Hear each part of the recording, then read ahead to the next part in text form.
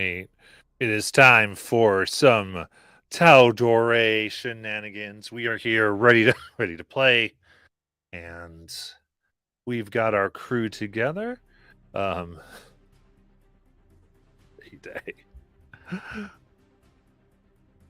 I love it, and we are ready to have all the fun that we want to. So, last time we did a little bit of dragon hunting and library research. Ultimately, realized that a particular dragon had made its way to the Umber Hills, where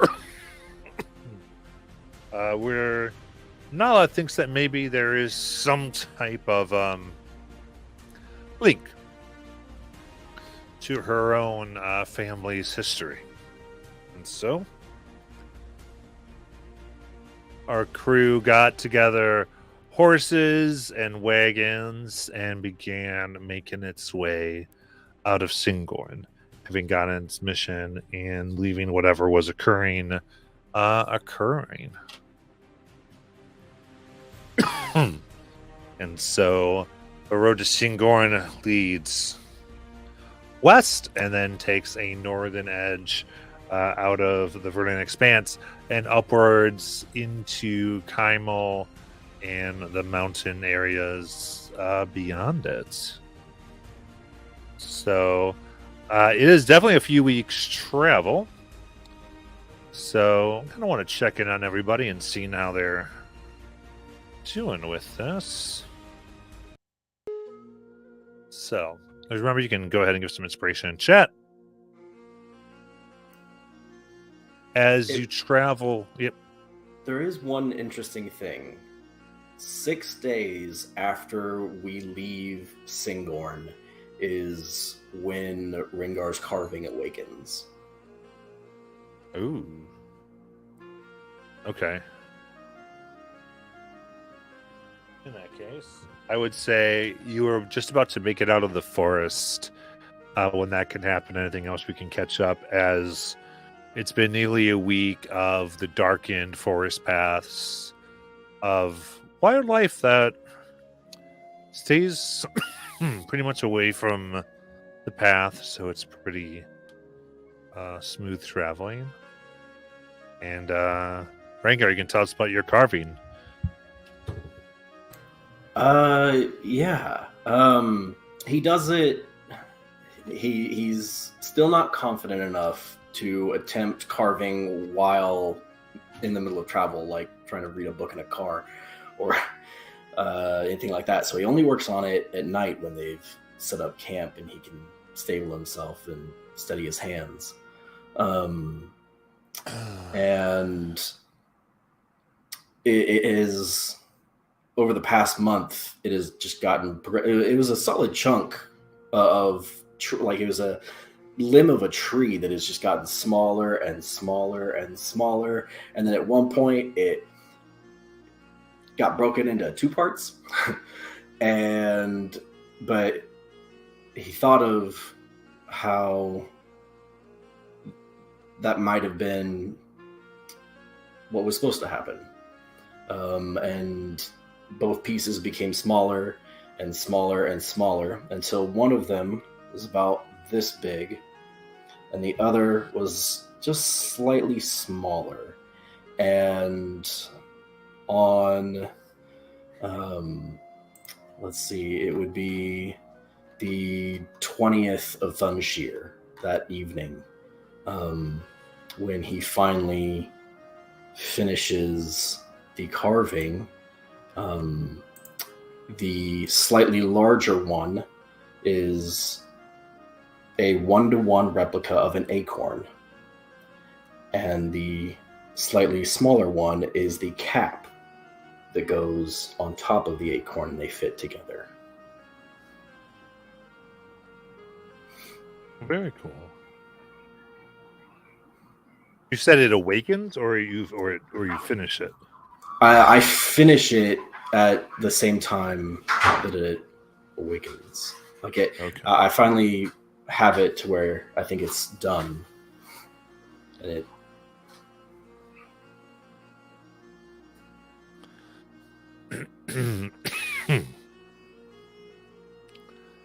Okay. How do you imagine it coming to an awakening?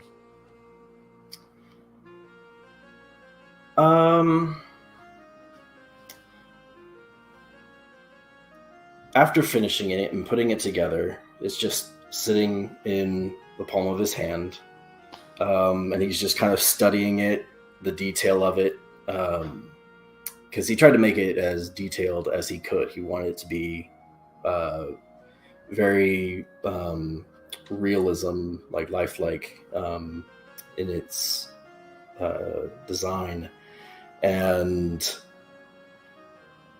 the as he's kind of looking at it and moving it around, he sees imperfections in one side of it that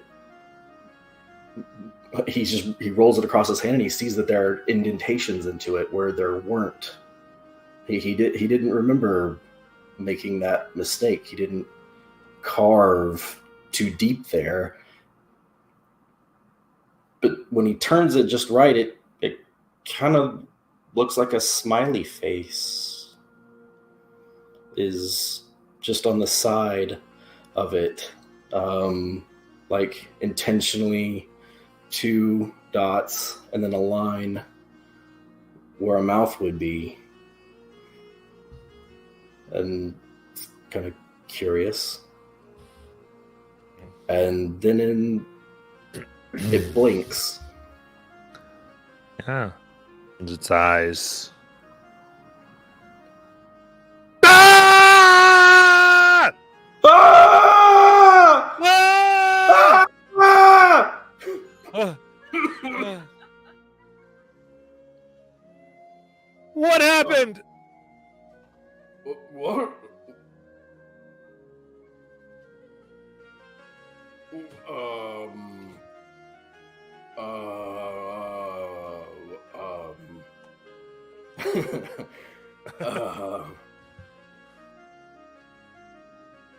uh, you're alive. I think. I think so too. Oh. Are you alive? Oh. Yes. You're carved from wood from Syngorn, a place of magic. I hadn't considered that the trees there might be able... Oh dear.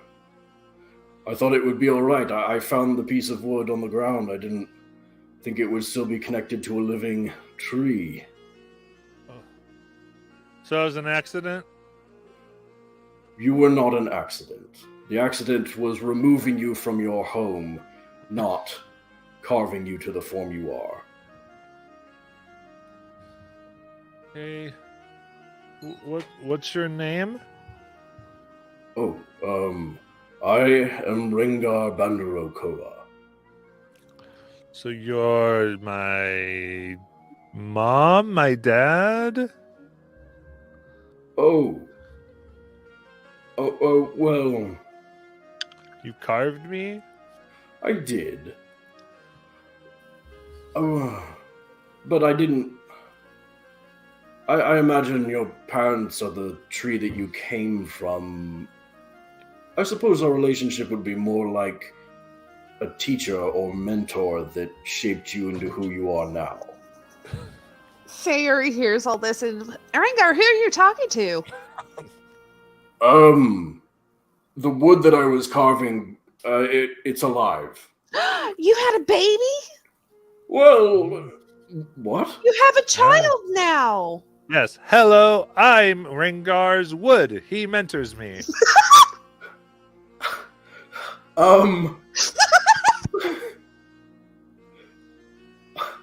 That's...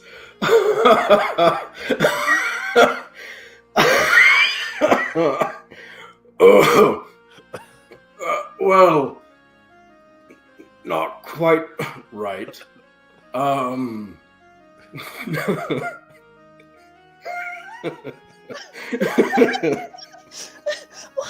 Rengar's Wood? Is that your name, Rengar's Wood? Nope. Is No, it's that not. my name, Rengar? No. A name. And Rengar thinks to what inspired him to carve the acorn, which was when Dizzy left.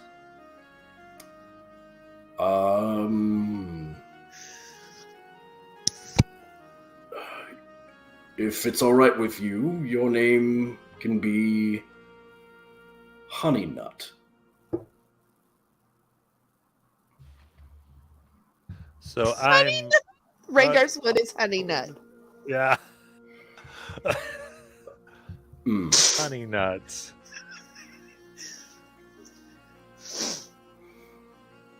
Okay, Honey Nut. My name is dear. Honey Nut. See, you brought him to life and you named him. That's your child. Well, I didn't bring him. I thought maybe it was already alive. What, couldn't the trees in Syngorn talk or something like that? Or maybe it's just the houses. I was confused. I've only met one tree in Syngorn that could talk, and that was in the Fey Ward.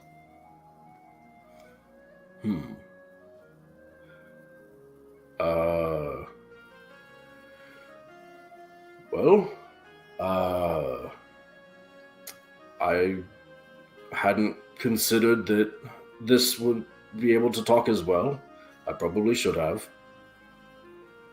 But here we fine. are. If you take care of him and everything, he will grow and he will become your bestest, well, not bestest friend, I'm your bestest friend, but a really good friend to you. Can you grow? So I'm one of Rengar's two best friends. Honey Nut. Got it. Rhaegar's Wood Honey Nut is his best Nope, friend. that's not the full title. That's just Honey Nut.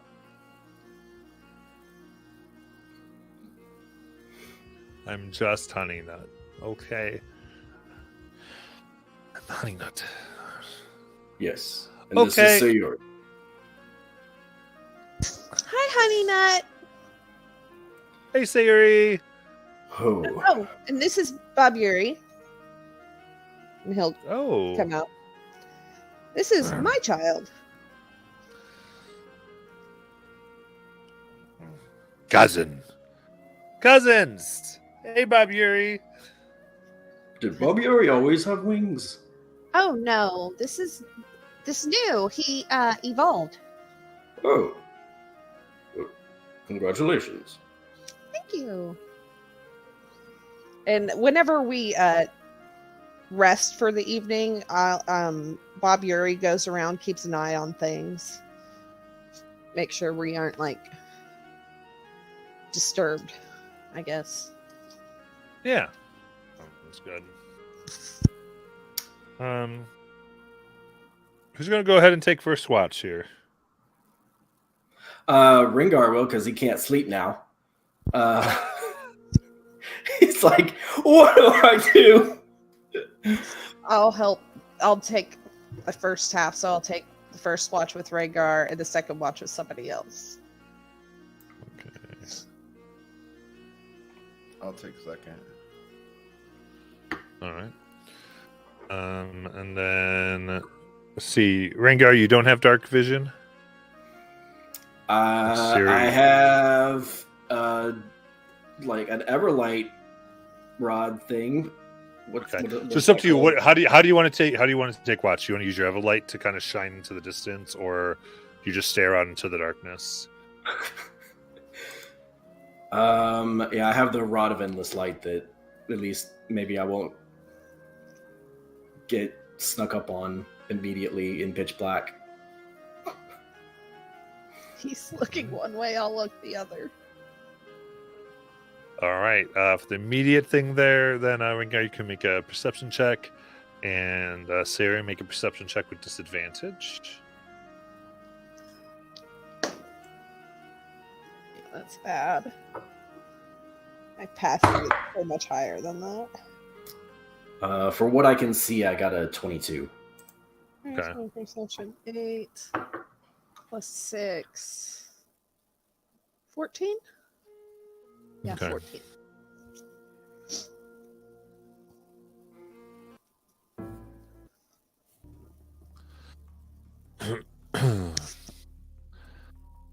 Rengar, you pretty good. You looking just beyond the forest, the plains, and meet surroundings where your rod lights is clear.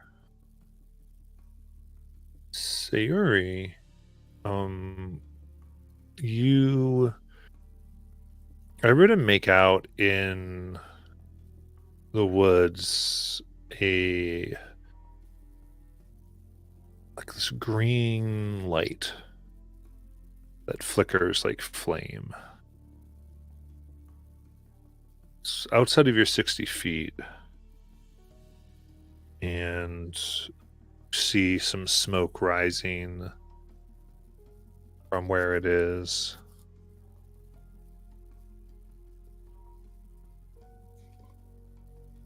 Oh, that's all. She's going to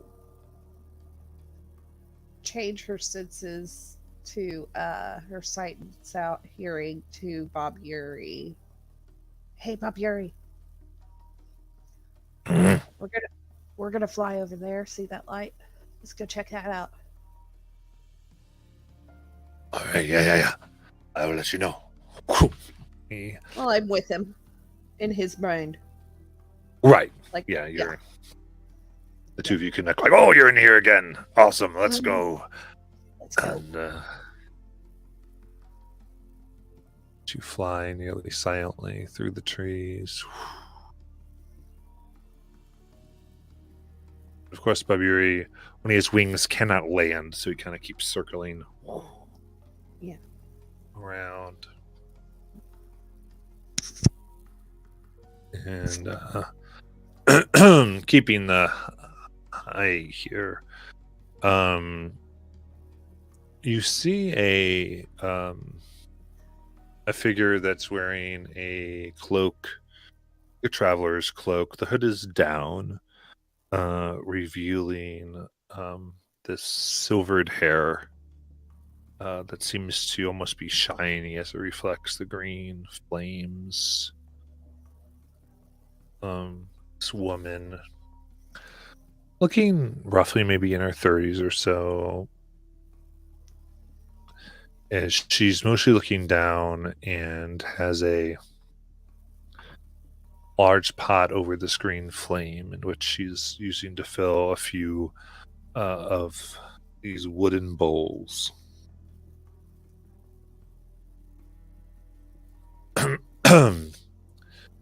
To her left and right, sitting in perfect parallel lines, are a total of 6 children, 3 and 3. And they sit and stare at the fire.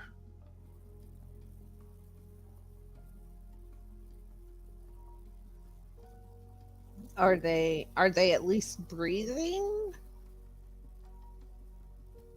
Can I tell if they're breathing? You have to get in close and do with a stealth and a medicine. Okay. What is Bob Yuri's stealth?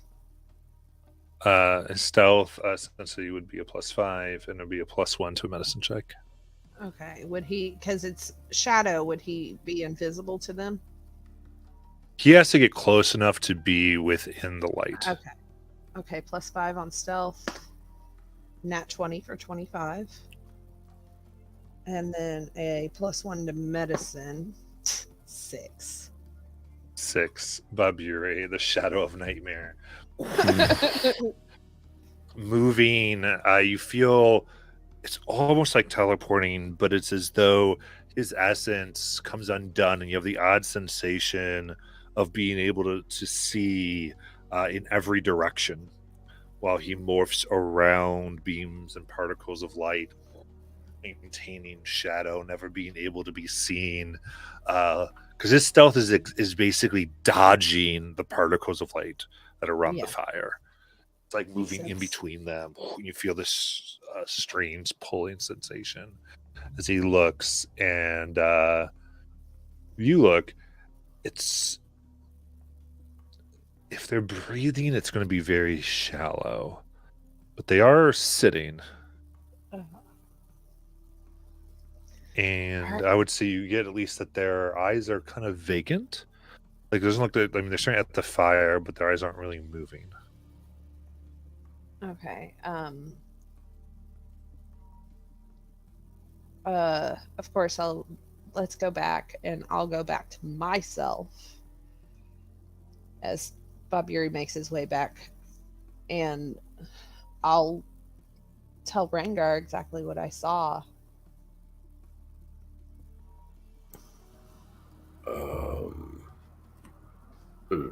Did any of the children look injured?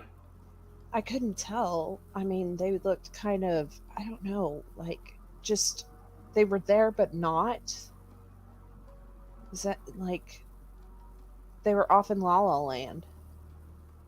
Like their bodies were here, but their brain was like in the Feywild. Oh. They weren't being restrained or held or anything like that? They were just sitting around the fire? They were just sitting around the fire, and it looked like she was making a stew. The lady was making a stew. Oh. But she's wearing the cloak of the traveler. It's not necessarily a green cloak. It's just okay. A traveler's cloak, not the traveler's cloak. Gotcha. My mistake. She's wearing a cloak. Artagan would get a kick out of that. Right. Should we at least go check it out? Make sure they're okay if they need anything?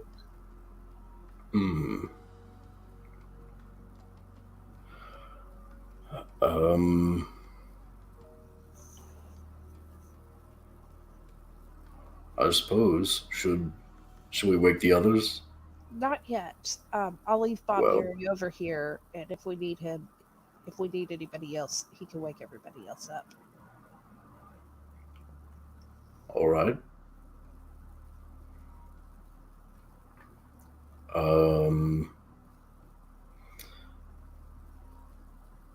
don't want her to think that we're attacking her. Well, the easiest way would be for me to approach holding the rod of endless light, then we're not sneaking up, creeping up on them. Yeah, that makes sense. So start heading over towards the silver-haired lady. Okay. Still trying to be quiet, but not trying to be stealthy. Like, don't want to rush up on them. Okay. Yeah. Okay, kind of like letting you, like making sure they know that your approach is coming, I guess. Right. And, as you do, and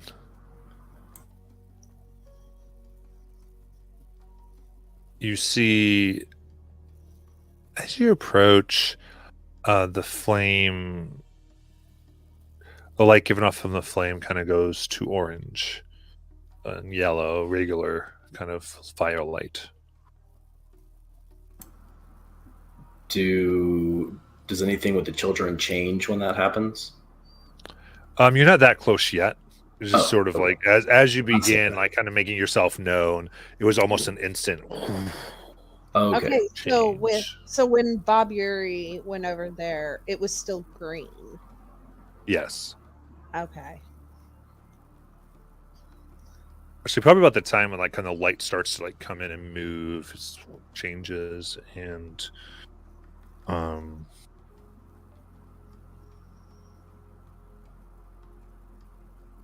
as you approach there, you see this woman. Can see her. Like I said, 30s, the silver hair. She looks at you with green eyes. Oh, hello, travelers. How is it that you were doing today? Didn't realize there were others out here. We're doing great. How are you? Are you guys okay? Oh yes, very good. How do the kids look? They still stare at the fire.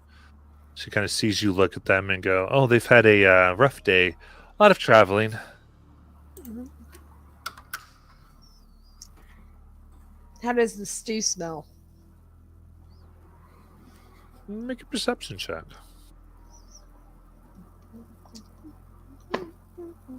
God, I've been rolling like shit all day.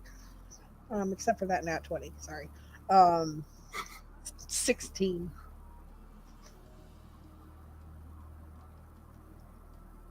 16. Mm. Looking at the. Oh, you're trying to get how was it how the children look or how the stew smells? How the stew smells. Okay. I'm trying to find something to start a conversation. Absolutely. Um, it's intensely herbal, Mhm. and your guess would be mostly root vegetables and veggies. You don't really get the smell of meat in there. Do we see like a wagon or tents or traveling supplies around? There are tents. Like there's well, I would say they don't really have any tents. It does seem like they would have stuff to maybe make a little bit of a lean-to for weather. But there's bedrolls. Would probably be you definitely see things of traveling, but not like super well equipped. Okay. Do I see enough bedrolls for all the children and her? Yes, there are five. There are seven. Okay. Your stew smells good. Oh, thank you. It's not ready just yet, but it should be soon. What's in it? Oh, gathered mushrooms and kind of you pick as you travel, and you put in the day's travel into the pot. That makes sense. Oh, your name? I'm sorry. I'm Sari. I'm Rengar. Siri, Rangar. Suppose Mab. Mab. Have I ever heard that name before? No. Okay. I'm sitting there, I'm like Mad Mab from was it the Sword in the Stone? I'm like, oh no, that's a bad name. Mab. Is can we tell if she's human, elven? From what you can tell, you'd guess human ancestry. Well, can we join you for a meal? Oh, might be another hour so before everything's ready. She kind of sniffs. Yeah, but if you want to stay for a bit, I guess. Where are you traveling from? Oh, Syngorn. Oh, very good. That's the direction we're heading. Oh, really? Ooh. Not really to Syngorn, just more through the expanse. Through the area. Gotcha. Yeah. It's dangerous out here by yourselves. I've heard that. There's a lot of bad things happening.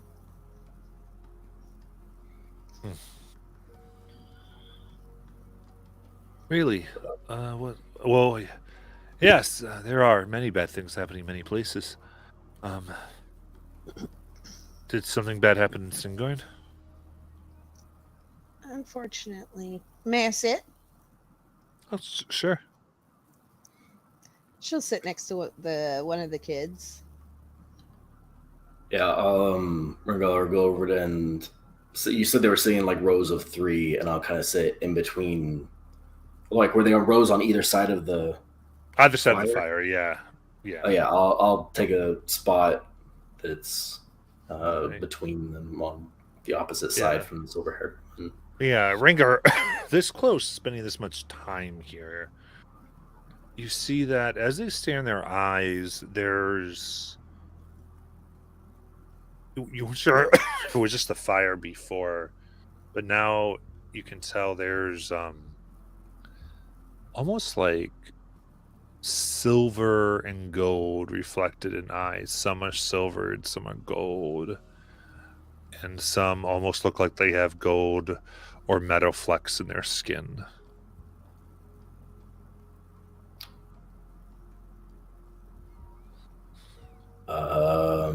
Have I ever heard of a race or type of creature that fits that description? I think it would have been around the last session when they all had the discussion that those are common traits of ASMR. Oh shit.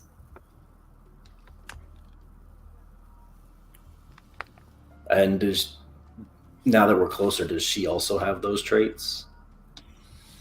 No. Hmm.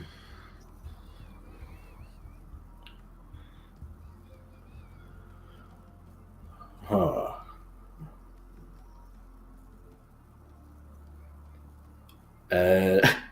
Yeah, Rengar was really just sitting there awkwardly, like looking over Sayuri, kind of like, "What are we doing here?" Does Sayuri notice this? I think looking at Rengar's face, I'm sure his kind of eyes might kind of look, and you can begin to see. Yeah. Okay, I'm gonna go ahead and have telepathically have Bob Yuri wake up everybody because I'm sure the eyes would be reminiscent of Ervir's, wouldn't they? Yeah, they are. Okay, yeah. And gonna wake up everybody and be like, have him tell them to follow him over there, but be quiet and describe the situation at hand. Oh, Okay. we don't mind waiting. Oh, I like trying sure there's new enough for things. everyone. Sure there's enough for everyone. Good. Gonna cooks. Keeps going. So back at the camp. I'm gonna think Nala, you feel cold and ice forming on your cheek as a freezing pain wakes you. I punch it. Make with disadvantage, go ahead and make an unarmed strike.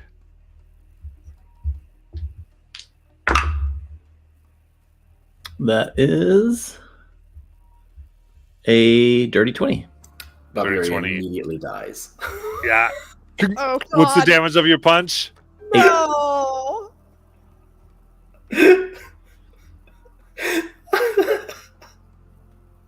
What's the damage of Nala's punch? 8. 8. 8 bludgeoning. Whew. And you just sort of see this thing of shadow and blackness scatter. Or like, I was just trying to. Fuck. I just. Bob Yuri! That's all. Because she has that link to him, so she would know if he died, right? Yeah. Oh my God! All you hear, Rengar, and the kids and her is singing, "Bob Yuri!" Are the kids startled when she yells? Kids have no reaction. They just stay at the fire. Do you need to go? Do you need to go check on him? Yeah. Just give me a second. How far away from the camp are we? It's about 200 feet. Okay, I'll get to within 120 feet just to make it look convincing that I left. I'll be like, and I'll send a message to who would I think was the lightest sleeper? Probably Nala. Nala, wake up! We need you. You can reply. What is it? Nala. There's a kids lady, weird lady, but these kids, they look really similar to Ervir. You can reply. What are you talking? You're supposed to what? What? You are not on what? We are, but there's this weird thing happening. Come on, get Ervir, Mortis, Bim, and Rowan. I look around the area. I don't see anybody watching, right? Yeah, there's no one watching. You can see this orange glow off where the fire would be, off a few hundred feet. I'm going to walk around to each person and just kind of trying to wake them up by just like shaking them or whatever. I'll start with Mortis. I'll kind of go to Mortis and kind of shake him. Be sneaky. Mortis, I think someone kidnapped Ringar and Sayori. Kidnapped? Yes, they are not here. No one is watching. I just got a message from Sayori. She said, I don't know, I was barely awake. She said, we need to find them, I think. Mortis will stand up and look around while walking to the next person to prepare to wake them. Do I see with my dark vision what's going on roughly? I mean, roughly, yeah. You can sort of see the camp, and you can just make out the shapes of your party. One very large figure silhouetted against like seven smaller figures. I'm going up to Rowan. I'm going to just grab him by the shoulder and just very roughly shake him. Little man, wake up. Esme. What? Damn it! What is it, Esme? It's what's going on? Your sister is harmed, yes? You asking me? You telling me? Get up. And I'm just going to grab him and just pull him up. Is she on watch? She was. She's not here. She woke me and my mind and said, we need to find them. I'll go up to Revere and I will just very lightly tap him on the shoulder. What? Who? Where? What? Revere. Oh, what? Loudspeaker. Yeah. I did not mean to disturb your restful slumber as you were speaking to the gods, but our friends could be kidnapped. We must hurry. Erwin gets up and just starts donning his breastplate immediately. And then I'll go up to... Mortis will go over to Bim and just press his hand against Bim's shoulder, gently shake. And as soon as his eyes flick open, he'll, shh, quiet. Something seems to be happening. There's another party over. It seems Sayori and Rengar are with them. Like voluntarily with them, or they've been taken by them. You know she's very important, right? Yes. Bim will start heading that way super fast. she's the heir to the Fae, people. Let's go. I'm going to like go get Doggo and say, Sayori and Ringar, sniff them out. Oh, make a perception check. Doggo might get advantage, I think. He does. All right, he gets a 14. If you follow, Doggo begins to And back at the camp, Ringar's just kind of sitting there awkwardly surrounded by 6 kids and this silver-haired woman. He's like, I'm sure everything is fine. She has a lot of pets that she can summon every day, and then they go away, and then they come back different. Oh, you're a magician then? Sayuri. That's when Sayuri walks back in. I can do a few things, and she'll minor illusion a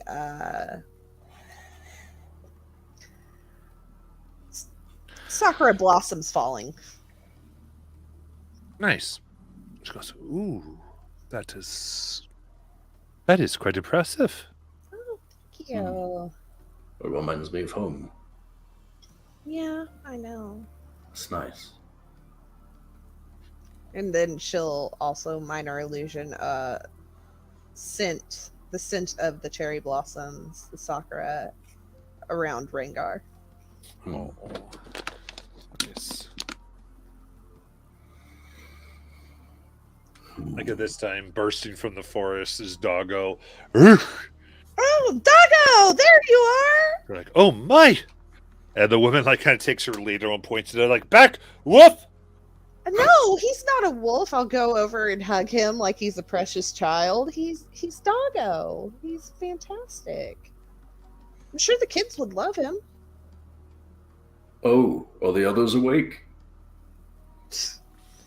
She just You all followed you now, kind of on this sketch. Like, I see. Are you robbing me? No. no. I mean, I'm not. No. There's I a lot of you. My What lady, the- are you okay? What is going on? Yes, I'm fine. Why are you guys in such a rush? You told us to hurry. Yes, because there's like Irvir, look, and I'll point out the children.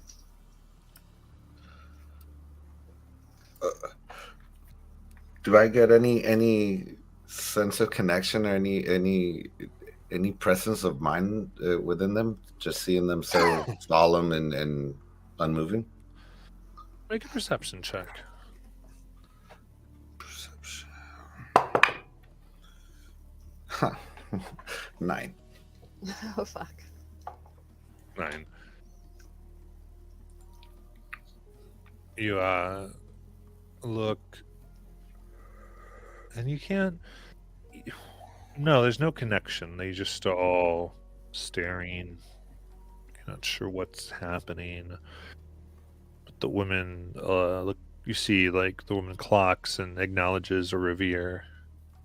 Oh, of course. I see. You told your friend about my children. Oh, they look alike, and we've been trying to figure it out. Well, yes, they are of the Celestials. Celestial. I knew it, Irvir. You're an angel. Where are you taking them? Oh, just home. Well, for them, it will be their new home. It's a place that, So you're taking them to the Lyceum? No, not the Lyceum. There's a place we collect special children, who are not able to be cared for from other places. I've just come from Kaimel, and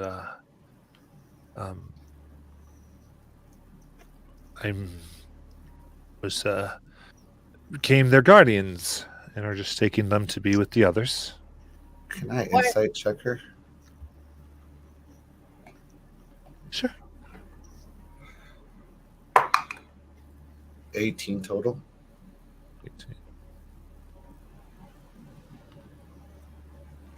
Excuse me. Off today. There is, I would say, with that insight, she's not She's more worried that there are this many people, and she wasn't ready to talk about that. You get the sense that she is, at some level, calculating, is taken in your appearance, and knows that she has to address what you are bringing up. But you think everything she's revealing is probably because she feels like she has to avoid more questions that are necessary. Oh, so Yuri, was Bob Yuri okay? No, he died all of a sudden. I don't know what happened. Oh, your friend is dead. Yeah, my baby. I can bring him back, but he just died all of a sudden. He's gone for now, and I don't have a way of bringing him back right at this second. Oh, yeah.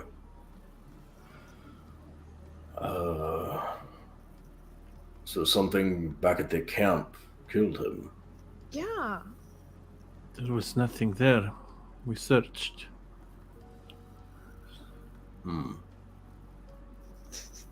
Fucking Nala. Nala was asleep. Nala has no idea what happened. I know that. So now there is a dangerous predator between here and the camp. Oh, great. Oh no. Okay, maybe. Well, we can help protect you guys. What's wrong? What is wrong with these kids? Why are they so out of it? It's like their brain is in the Feywild. Oh. I hope not. That's not a great place to be right now. Very odd term. That was strangely specific.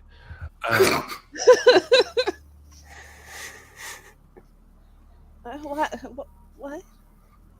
As she's not answering, I'll start approaching the nearest kid that's in front of me, looking at me, not turning their back at me. Oh dear. Wait, is it safe to assume that all of our belongings are now unguarded back at our camp? Yeah. Hold on, and she'll pull out three balls. I'll take care of that. Hold on a second. But you don't know what's out there. You're going to send things down there, and we don't know what's down there. They can. They're good animals. There's whatever giant it is, badger. it killed Bob Yuri, and Why am I still rolling a 4? There's 7. A panther that will help, and a boar. So we got a giant badger. So okay, Bacon, Big Ben. What did I name the? Huh? Isn't it Itachi? No, Itachi was the weasel. What did I name the panther? Pink Pervier? Panther. Oh yeah, Pervier. Pervier, go. I Go forgot. Go to our camp. I haven't pulled out my panther in so long. Go to the camp. Make sure everything's fine. Guard it with your lives. Love you. Mwah. Now let's gonna go talk to one of the kids. She has no idea what all of this is about. And Sayuri is actually going to go over to the kids, and she's going to sit next to one with just barely touching, and she's going to, for a minute, and cast Identify. That's so awkward. You're ritually casting Identify? And no, I'm not ritually casting it. I'm just Okay. sitting there, and I'm like touching, sitting next to him while everybody else is trying to talk to this Right. lady. And But Identify takes a minute to cast, right? yes, it does take a minute to cast. Okay, so you're actively casting a spell on this kid. Okay. Uh-oh. Excuse me?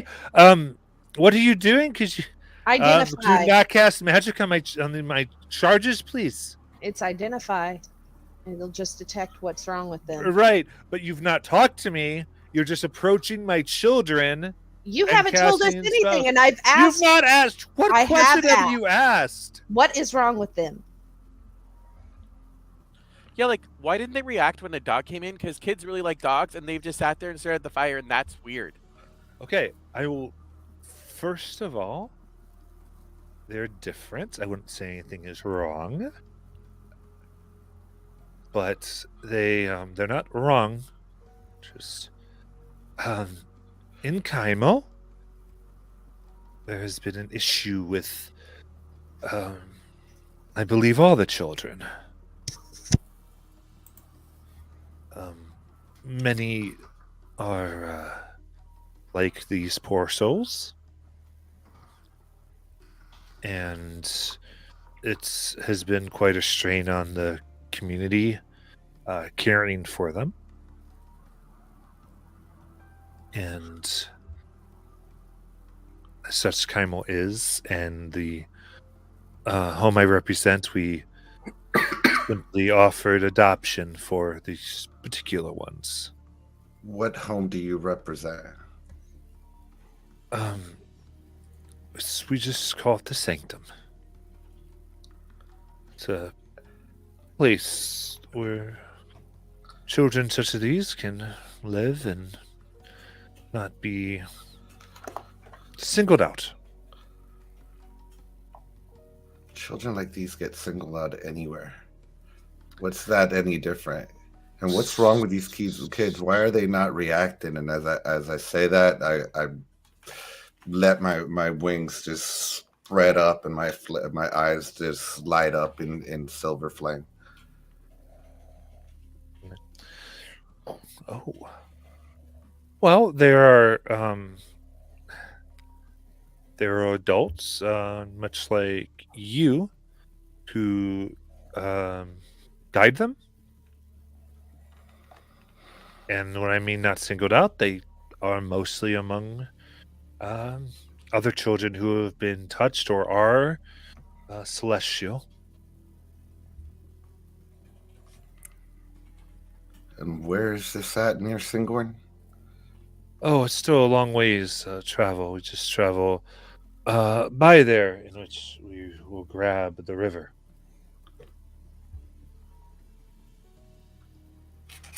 And ultimately make our way to Visa Isle.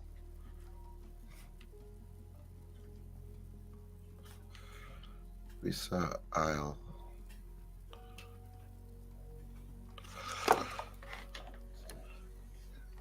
I turn away from her and direct myself back to the child, and I just put my hand on his cheek. Do they react at all?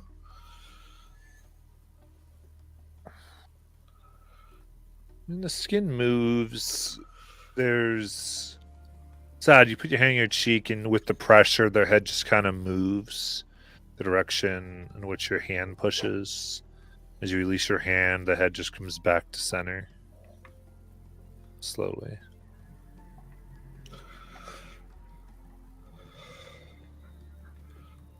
While Would I that distraction happens, Mortis will cast Detect Magic, just straight up, Well, just to see. First off, I'm curious: is the stew magical? And then second off, I just want to know if there's anything else magical that stands out. Sure. Through. As your vision extends to the space, the fire itself is given off a strong aura. Magic, as is the pot and the liquid contained within. It's... yeah, I would say it seems to be growing in its aura, getting stronger slowly as it cooks. This woman, all around her, there was a strong magic, as if she has a spouse encircling her. And within the children, you see there's multiple auras, but what catches you the most is over each one there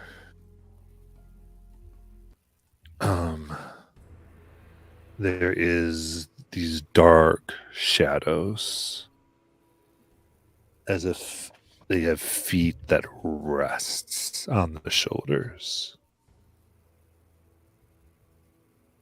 And their hands of these shadows seem to be dipping into the heads of these children and like taking out from them what looks like almost light or magical aura filled shapes that wiggle almost like creatures or lizards, and they eat them.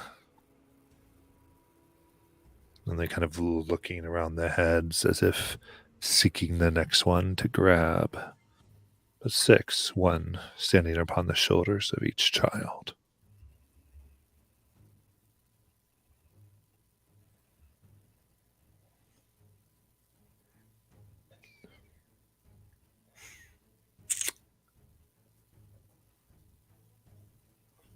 Oh God, what do I do with that information?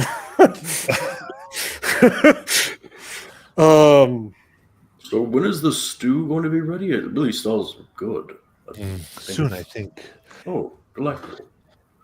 So Mortis will pull out his spice sack, his huge handy spice sack, and walk toward the stew and just, do you mind if it smells a bit off? Can I perhaps try to fix the flavor?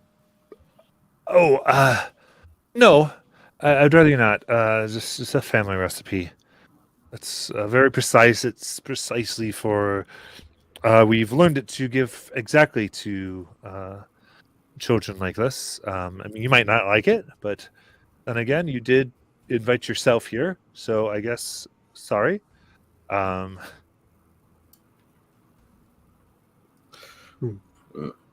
You have all these different things for children like this. They are normal children. That's what I said.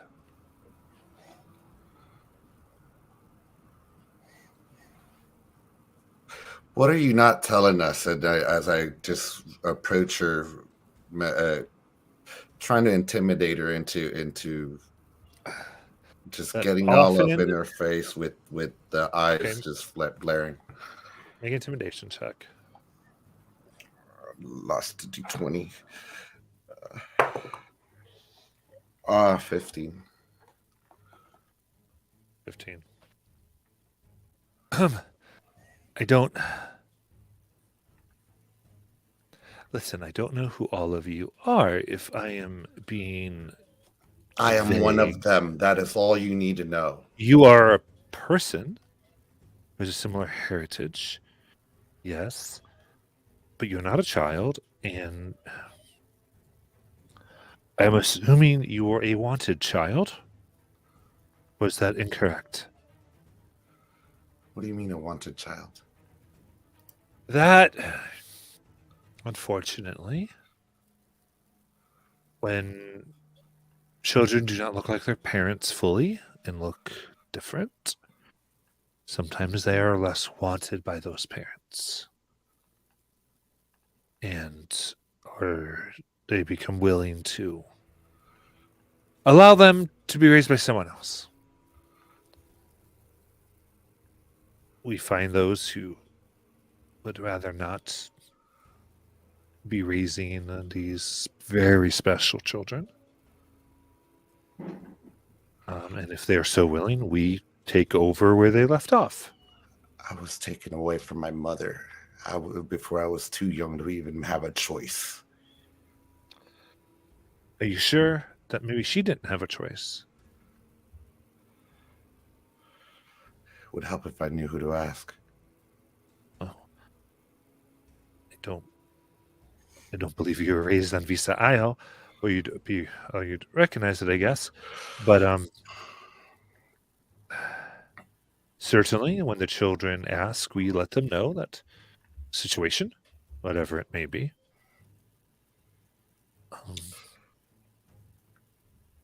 In this particular case, we just simply... was traveling, and I heard of the child situation in Syngorn. And sorry, not Syngorn. In Kymel.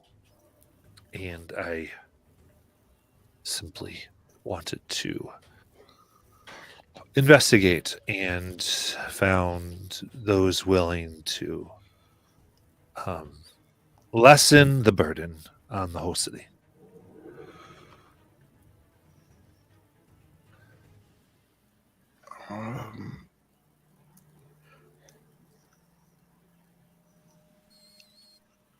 I don't have anything prepared to even do anything here, guys.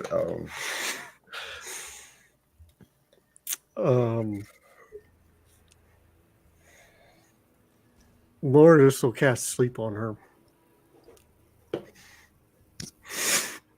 Okay. So 5d8, right? Yeah. So 21. 21. Cast the spell out. And what is it? What do you think like sleep looks like as it goes out here? The visible effect. So Mortis being a Twilight cleric, I imagine you see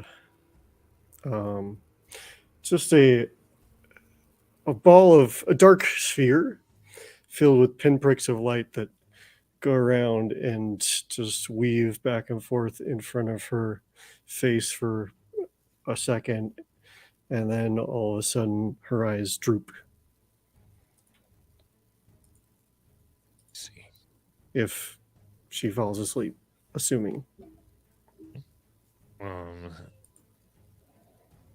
It happens that she sort of stares at the magic and frowns as the spell completes, and she's still conscious. She sighs. Tell me what you're doing to these children. What feeds upon their minds? What? I thought magic- you were travelers, I mean, technically we are. but apparently you are after my children. We're not after your children. We're trying to make sure that they're safe. Which is why you just attempted to knock me out. There's.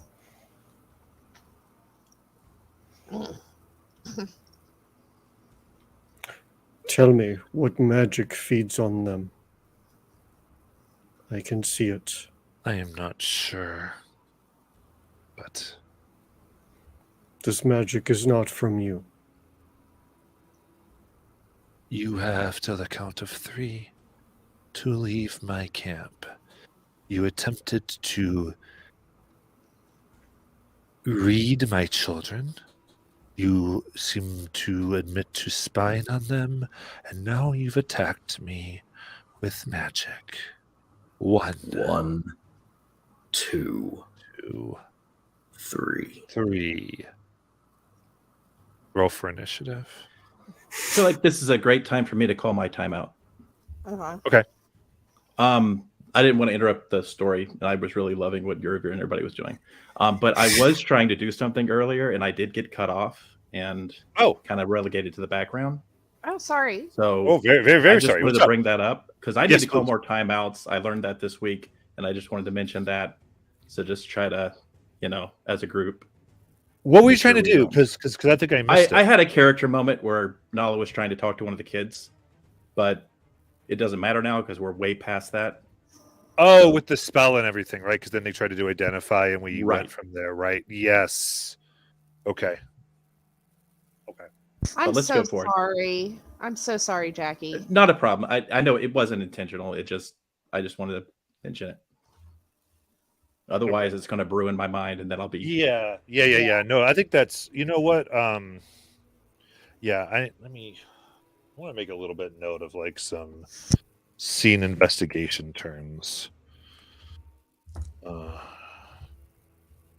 Just for my own thing. Yeah, that can happen when people start taking actions when others are trying to like gather information, or take type of thing. So, all right. Sorry about that, Jackie. Oh, no problem. No problem. Okay, please roll for initiative.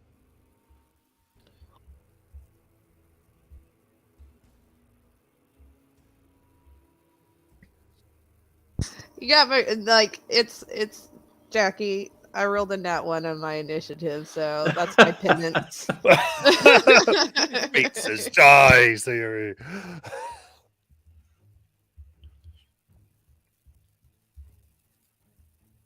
All right. Actually, it's up to you. Is it something you feel like could happen, like it could have happened while this and we shift, or are you good? No, I don't think it matters anymore because Okay. of the reveals that happen. So I'm cool. We'll just Okay. keep going. You got it. Ranger, I'm just not seeing yours. Yeah, my connection thing isn't working. It's not letting me roll through D&D Beyond. I don't know why, but I'll roll. I'll try and figure that out later. And I'll roll right now, I got a 7. Okay. Oh, I figured it out. I was clicking proficiency instead of initiative. Mystery solved, gang. We did it. Okay. Luke In this moment, having given the warning to leave her camp from these aggressive behaviors, you see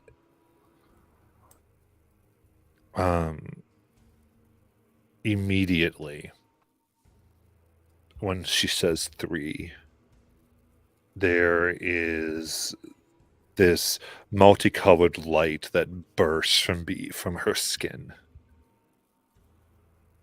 Red and black and pink. And I need all of you to please make a wisdom saving throw. I'll use my inspiration that Ace gave me. Is this a charmed or frightened effect? It is a frightened effect, actually. Okay, so I have advantage anyway. Nat 20. Nice. It's 19. Good. 11.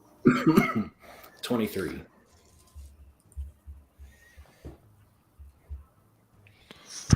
Oh. 27.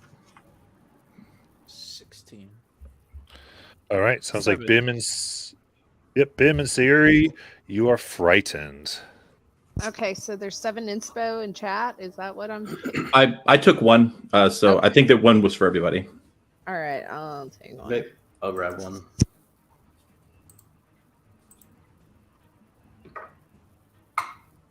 I apparently still have one from, I don't know, a while ago.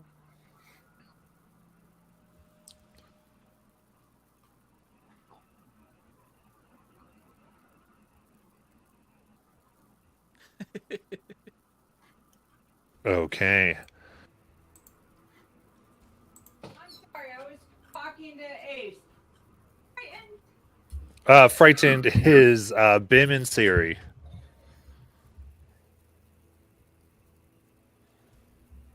All right. In that case, Bim, it is your turn first.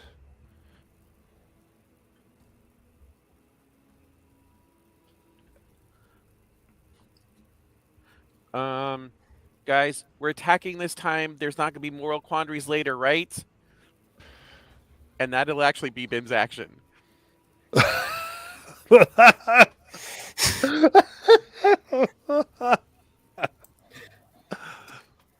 Rowan. Do you get to remake the save, or is it at the end of the turn, or does it? Yes, at the end of the turn, Bim, you can make a save on that effect. A wisdom save. That's an 18. 18. You save. Rowan. Rowan is really not in the mood for that. Rowan is going to. Where is? He's gonna say, "Listen, can we not do this? I was having a great dream, and then I got shaken awake, and I'm really pissed off. And okay, let's do this. Cast a level 4 witch bolt. Okay. Oh, that is a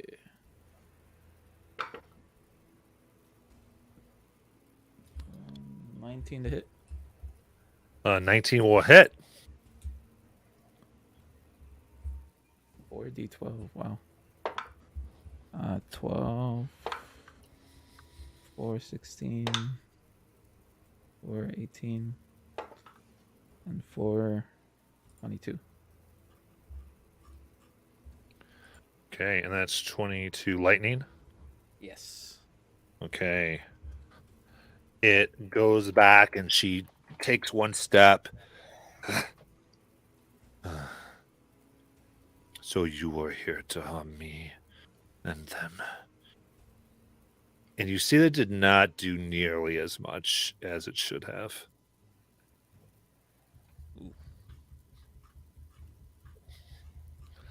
Anything else? Yeah, I'm already doing the spell.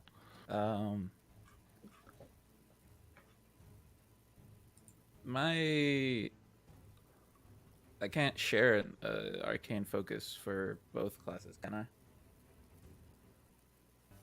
I? It depends on what it is, I guess. I was imagining at some point before leaving Syngorn, I'd have some sort of focus like inlaid into the loot. Okay. That's probably fine. Yeah, you can use it. It's fine. So that being said, I'd have the loot in my hands and I'll play a little ditty and I'll give Mordis bardic inspiration. Okay. And that'll end my turn. Mordis. So Mortis is going to mumble a prayer, and the space within a 30-foot radius of him turns to dim light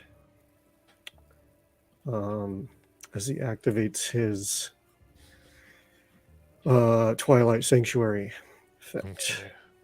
All right, so it is a little bit of a thing. It emits twilight, so it does not darken an area. Because you can't emit light to darken an area. So it doesn't go down in brightness. You're by a fire, but that area that it would be dark is now dim. Okay.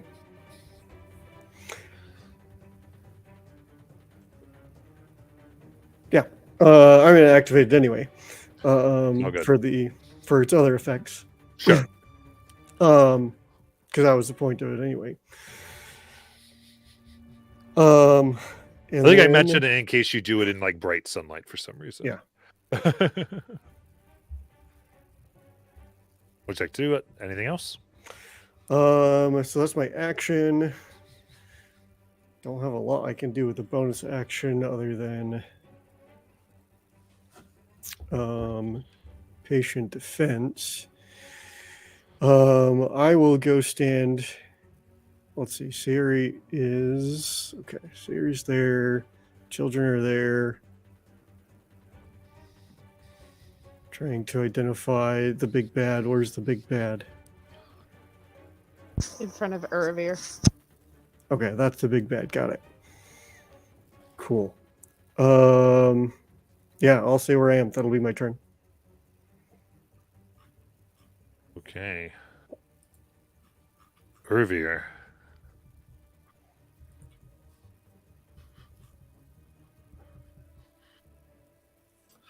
As I'm standing face to face to her, I just start uttering in Celestial, kind of side eyeing to see if Nala notices the kind of a for that God speaker, the God speaker that she calls me, and I do. Is everybody within 30 foot of me? Yep, I'll do Beacon of Hope, and That's for the sick. duration, each target has advantage on Wisdom saving throws and Death saving throws, and regains the maximum number of hit points possible for any healing. Can I include the 6 children? Yeah. Okay, and that will end my turn. Okay. At the end of your turn, you can take 1d6 plus 2 temporary hit points. Yep. 1d6. Oh. That little bit of Twilight Cleric. I love playing Twilight Cleric. I love it so much. That's 3 plus 2, 5 temp. All right, cool. Very good. Nala. I'm going to rage, and I will move up to this person. And it's dark, so that means I can't see her, right? There is a fire, actually, so you can. Okay. Yeah, it's flanking because the revere's right there. Oh, okay. All right. So I won't use I don't remember what it's called, but you know what I'm talking about. But I will use my Great Weapon Master. Okay. All right. So with my glaive, I am going to try to strike, and that is 22. 22 hits. All right. Giambello dice damage says 24. 24 slashing. Ooh, nice. And now I will again attempt to strike. Is that a magical glaive? Yes. Very cool. And it is the Glaive of Spite. Nice. So I will try to hit her again. This time with an extra +1. All right. This time I rolled a dirty 20. That hits. And damage is 23 slashing. Nice. And that will be Nala's full turn. If you're within 30 feet, you can take 1d6 plus 2 temp HP. 1d6 plus 2? Yep. Okay. Nice. All right. All right, very good. It's her turn. She pauses with the glaive.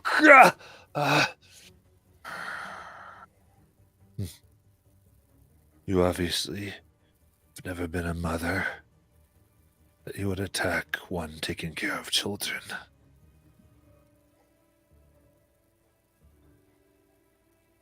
And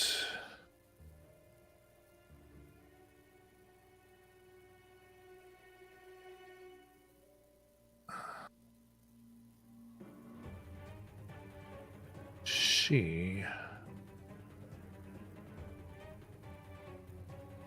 will kind of close her eyes as she just quickly mutters, Carly, protector of children, empower me to protect these from those who would do them harm. And then she opens up her eyes and her skin begins to bubble and boil. Her features change. Like kind of odd tentacles come out of her and claws and teeth as she strikes at Urvir.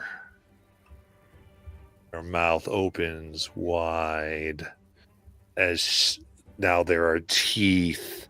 She goes to bite down for a natural 1. I get a reaction since she made an attack. Nice. So I will once again try to hit her with my glaive.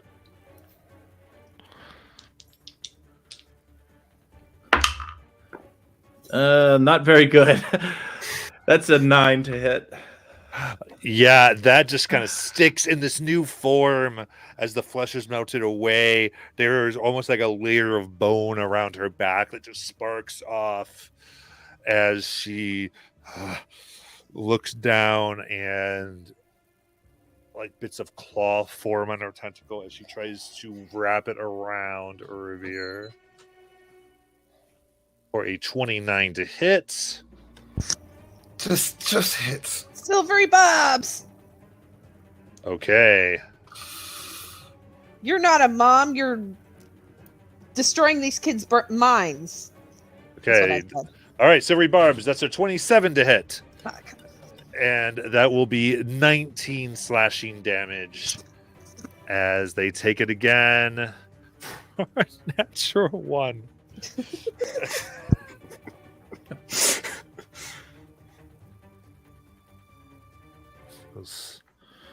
I do no such thing. I try to protect them, and you come. Rengar. Is there enough room for me to get between her and that kid right there?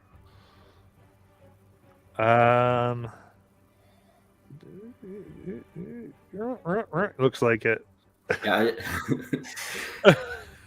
Steps over them. Just step over. Oh, pardon. Excuse me. Sorry. Not stomp. No, just kidding. Yeah. And I just walk up to her and I'm gonna see what happens. That's 17 to hit. That hits hard against this bone layer of skin that she now has, almost breaking your hand. And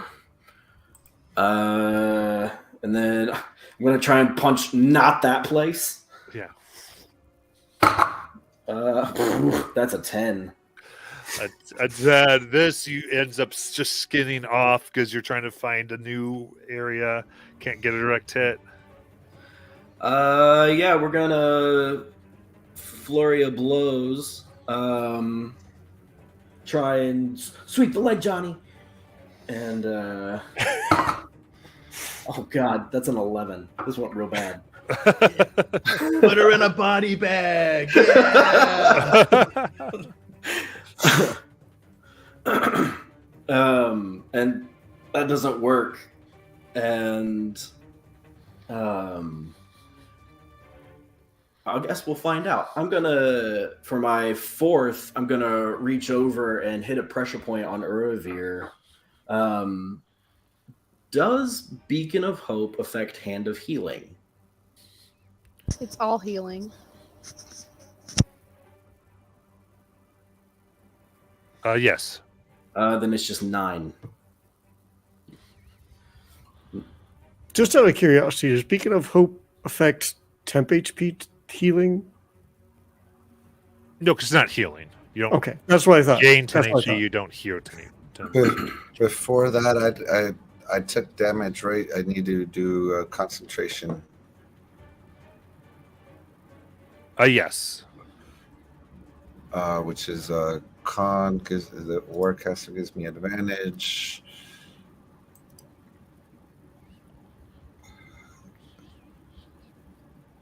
And this thing is freezing up. We may have crashed the site again.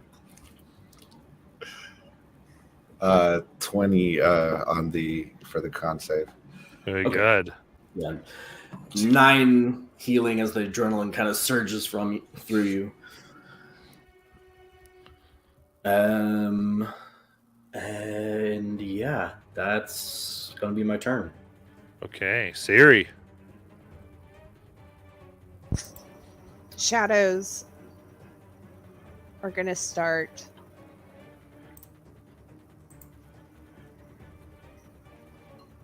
coming from her body and crawling up the other up the lady's body, and she's gonna do her path of suffering. Oh my I need- gosh. Yeah, and cast Eye Bite.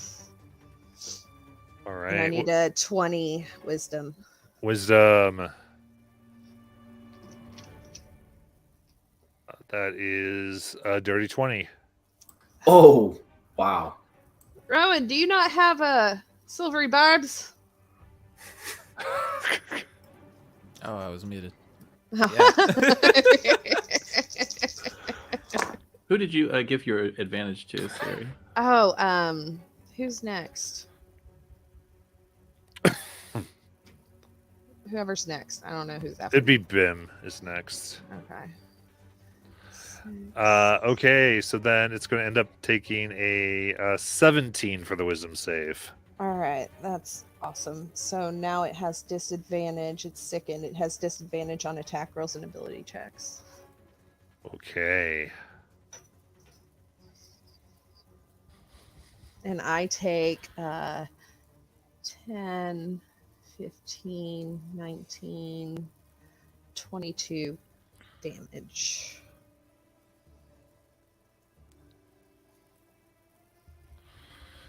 Okay. Sounds good. Oh, Rengar, did you take your 1d6 plus 2 temp HP? Oh, right. I rolled it. I forgot to add it. Okay. Thank you. You're destroying, and while this is happening, she's saying, "You're no mother. You're harming these children, not protecting them."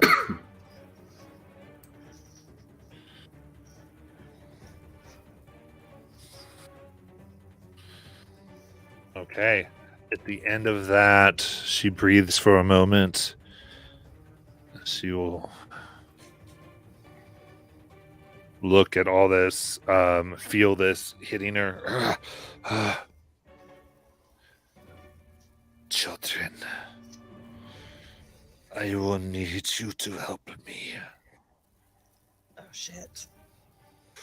And she blows, and the steam from this brew suddenly billows out, and as if there's force, you think each one forces itself into each child. Dude, I needed to do a wisdom save, right? Well, technically, Yes, with advantage. Yeah. Because of Twilight Sanctuary, you can just end it. Oh yeah, you can end it. Yeah. So yeah, your fear can just end. Okay. All right. that's Nala fine. won't need it. Rowan. Oh, then. Who's up next? Irvy? Okay. Revere has advantage too. Give it to Rhaegar. Yeah, I'll give it to Rango. Hooray! And out of each The child, fuck is that? these winged creatures begin emerging, and you see it's as their eyes glow in this green thing, and they are made out of something within each kid, as they're like almost like a projector projecting each one, their mouth and eyes glowing out this light that becomes hard.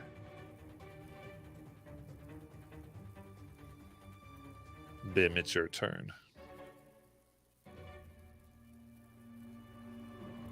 Okay, a lot's happened, so Bim needs to unpack some things. Have we ever seen the shadows coming over Sayuri? You couldn't see it because you were blind, but everybody else has. I don't know Okay. if they were paying attention when it happened, but if they were paying attention to Sayuri, they would have seen it.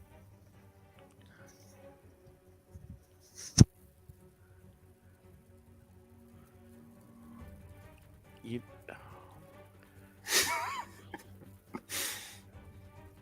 So I think that I'm gonna be honest. I think that would lock Bim up for like this round, because she's Fae, the shadows in the Fae. Now the shadows are coming off Sayuri, so this is just like just Oh, that makes sense. just like blanked his mind for a minute. So I'm gonna not take any action on this turn, just because that freaked him out. He's never seen it before. Okay. No, I'm not. Do you want to at least do dodge or something? No, I think that he would just be like, okay, just like literally just froze. You got it. Yeah. Okay, Rowan, it's your turn. Seeing these guys show up, all I keep thinking is, there's too many of them. What do we do? Oh. Rowan is It is going just to... 4 that have been brought forth. Oh no, I imagine the scene in Star Wars where they start murking kids. Yeah. Rowan's going to try to move towards Bim, between Bim and the closest one to Bim, the closest enemy. Okay. And just to kind of spread out a bit and continue the witch bolt on Mab. Perfect. Yeah, because it did hit her. So your action does the damage. Roll it. Since I casted it at 4th, it's 4, or it's the 4th level damage amount. Yeah.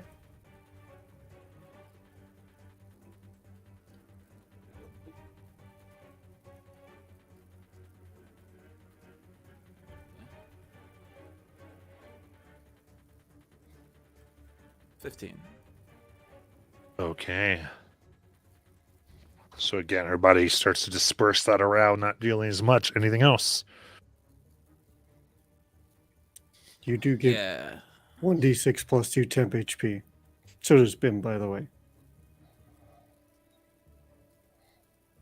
He'll start rocking away on the loot, singing, "Holy diver,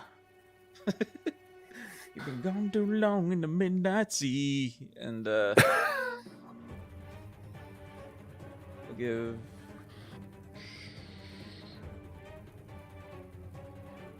Nala a bardic. Thank you. You're welcome. And that should do it.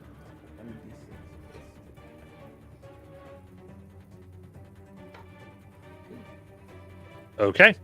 So next, flanking Rengar is the first of these formed creatures. And it goes ahead to bite. So with advantage on Rengar, because flanking, I believe. So that is 24 to hit. Yep. And that is 11 piercing damage. And I will Stone's Endurance. All right. It takes its claws for 22 to hit. And that hits. I reduced the first one by 13. Okay, perfect.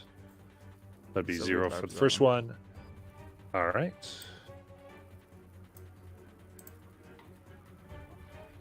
Then 13 to hit. I believe that misses. All right.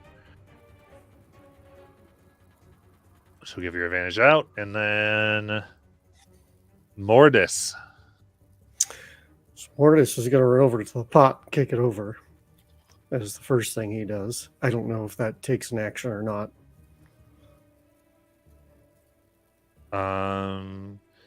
Yeah. Going. So you go over and you push on the pot. You go to kick the pot. As you come in contact with it, make a charisma saving throw. Oh, that's not fun. I'm going to use my inspiration then. That's a 7. A 7. As soon as you touch it, you hear whispers. Not for you, not for you, not for you, not for you. And the steam rises, surrounds Mortis, and he's gone as he just seems to get sucked into nothingness. Oh no! Oh. Irvi, it's your turn.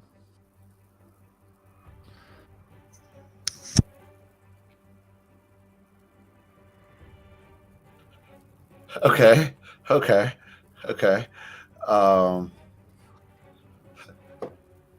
First things first. I'm a cast a healing word at 3rd level. For Sayuri, you get 22 HP back. Is Beacon of Hope concentration or no? Yes. Oh wait, you did Beacon of Hope, right? Not Moridus. Moridus did this other thing. Okay, I'm good. Never mind. Yeah. Thank you. A little confused. Up to full, thank you. I just seen that happen out of the corner of my eye. I'm gonna try to cast Sacred Flame on the pot. Okay. So I mean, the pot's not moving, so I guess go ahead and just roll your damage. 9 radiant plus the what is it? An additional. Oh, it's an additional D8. So for blessed strikes, so that's 9, 11 total radiant. 11. Okay, so these golden flames go around, and you see a little bit. The metal kind of heats slightly. Some damage has been done to it, about 1 HP, because the threshold here is 10. So kind of 1 radiant scratches and begins to move it slightly.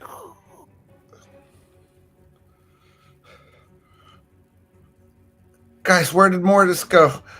And that'll end my turn. Okay. All right. Next. The pale one or cross to Sayuri and go to bite her in the side for 14 to hit. No. All right, then it's going to strike with its talons, claws for another 14 for a miss. Nala, it's your turn. Okay. Nala, she heard what she said, but she, instead of responding to that, she's paying a little bit more attention to the children. And so you said their eyes are glowing? Yeah, their eyes, out of their eyes and mouth, there is light being projected that is actively forming these creatures. Okay. All right. Do not harm the children, but try to cover their eyes. And so I'm going to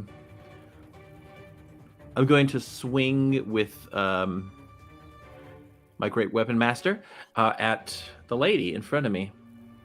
Okay. First attack is 22. 22 hits.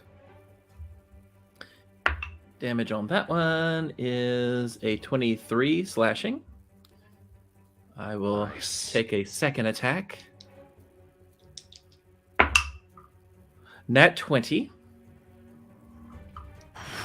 And that one will be... Okay. 30 slashing. And for my bonus attack, I will smack her with the other side of my polearm. And that one is a... I have a bardic. Oh, nice. That's a 24 to hit. That hits. And that one will do... That's a D4. Oh, nice. So that is 23 bludgeoning. Nice. And that is my full turn as I just kind of lock eyes on her. I heard what she said, but I'm not taking the bait. It angered me, and so that's why I'm hitting her so hard. But I don't say anything to her. Okay. To return.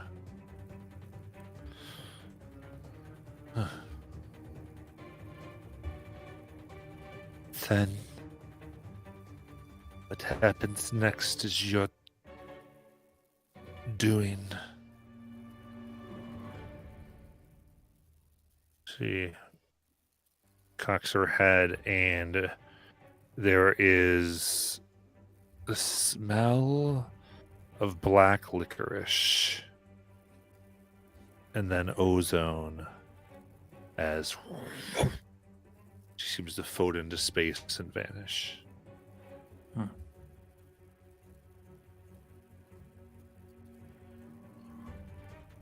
case it matters, this is a teleport.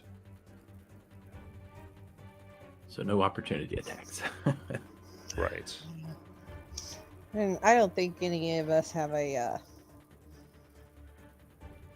what is it called? I'm assuming I don't Mac's have not counter hearing spell. anything. Have a what? A counter spell. Yeah, I don't. Oh. Yeah, anything. I'm just, that's why I kind of was like, "This is what this is," and then Yeah. cool. I don't. She's gone. But we still have those Rengar. creatures. How many green things are near me? Two. Okay. Yeah, the one that was trying to get at me, I'd turn around and try and kick it off of me. There, you can see a little better from there. Well, Okay. What happened to the kid that was right there? they're projecting the green thing.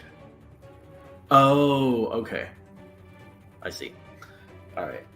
So I will use my advantage that I got from Silvery Barbs for my first attack. Okay. Oh. Make sure. Yeah. Holy shit! I got double nat 20s. Whoa, that's awesome. 1 in 400 odds of getting that. Oh shit!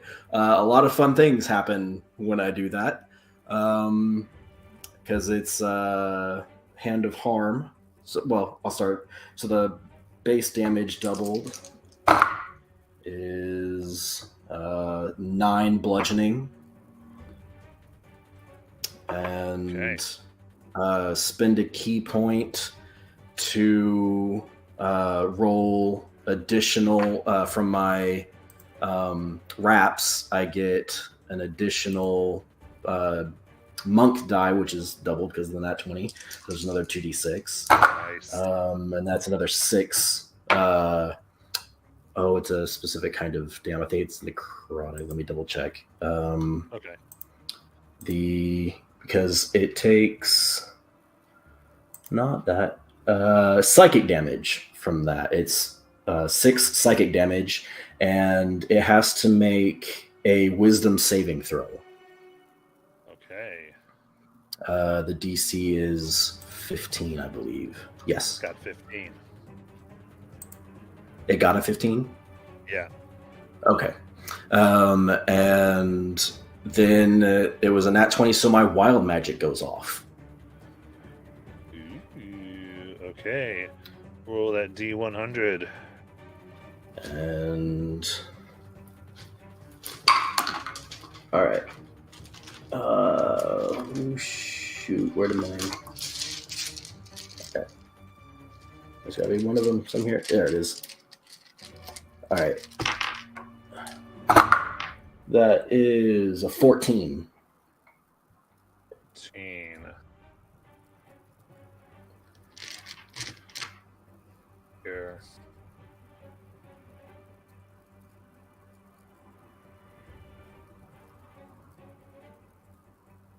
Oh, 14. All right, so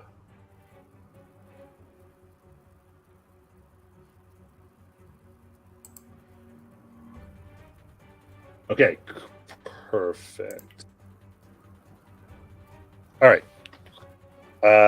There is this potential energy that surrounds you, and you glow with just this pink, but you don't feel different at the moment.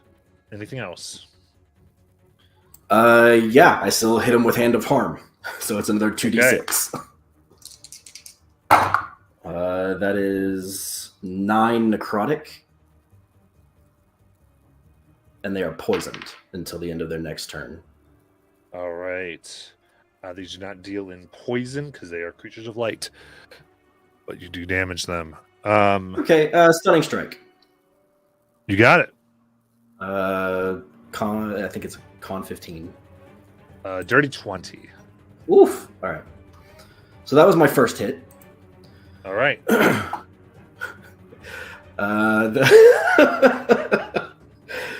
The next attack isn't that one, which also sets off my wild magic again.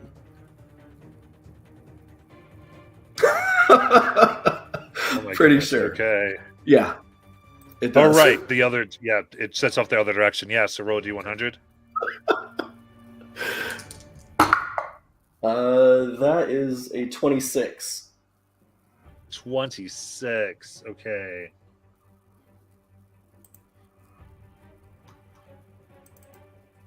Okay. What is your monk save? It's a DC 15. DC 15. Okay. So,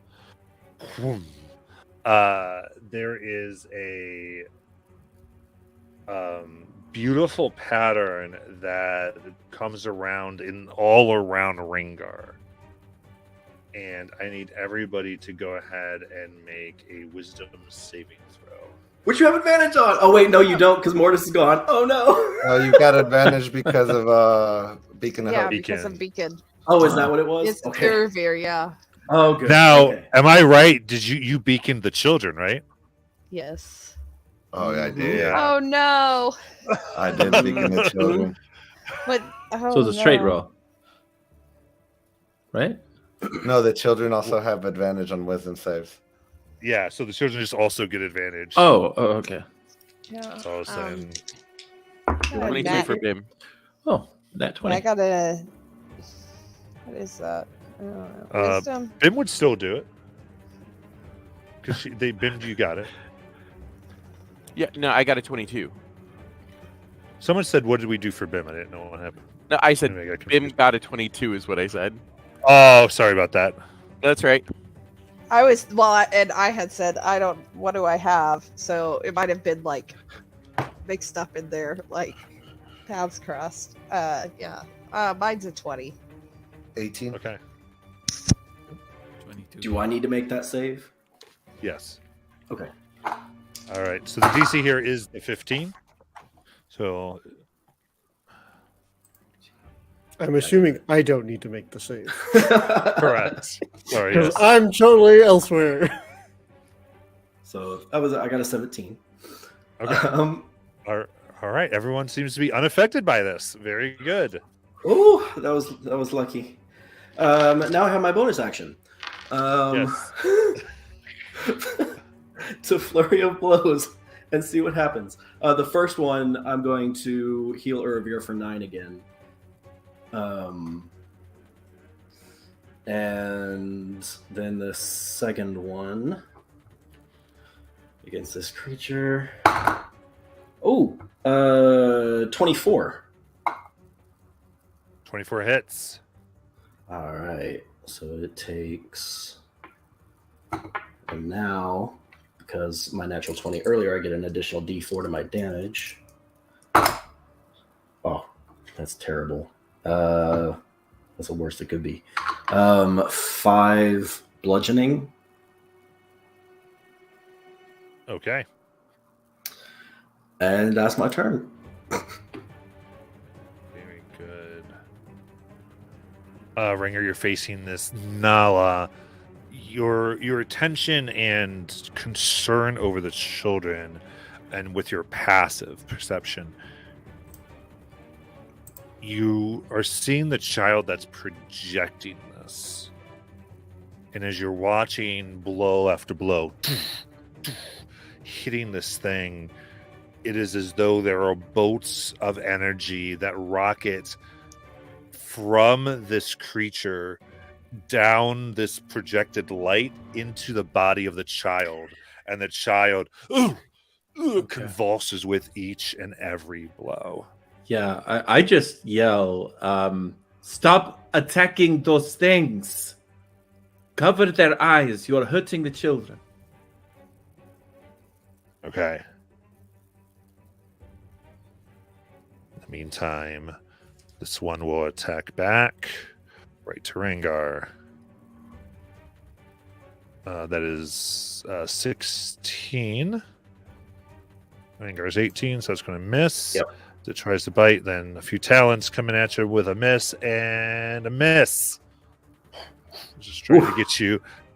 As you're trying, she's like, cover your eyes. You're like, ah! Just trying to get you.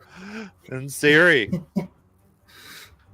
Okay, I'm going to take off my hood scarf thing that I have and throw it over the nearest kid's eyes, see what happens.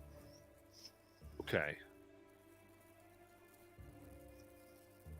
Here you take your scarf and you push this on, and there is resistance. Uh-huh. Kind of moving in because they were projecting this hard light, and so you essentially need to break through this light in order to cover them. So I'm going to say go ahead and make an attack roll with, like, we'll say maybe your daggers are in your blankets or something like that, whatever weapon you want to use here. Okay. But you're going to need to try to break this and then cover their lights in the same turn. Okay. That I can I do a steady aim on that? 100%. Basically, if you can hit the AC, which is going to be 20, these will break and you can cover their head. Okay. God damn it. Not so much with advantage. And elven accuracy, because it's a dex weapon. It's a 1, a 2, and a 5 on the dice. Oh my gosh. Yeah. All right. Anything else? That's all I've got. That was my bonus action and action. Okay. In that case, then we've got, the one in the back there, which has not approached anyone.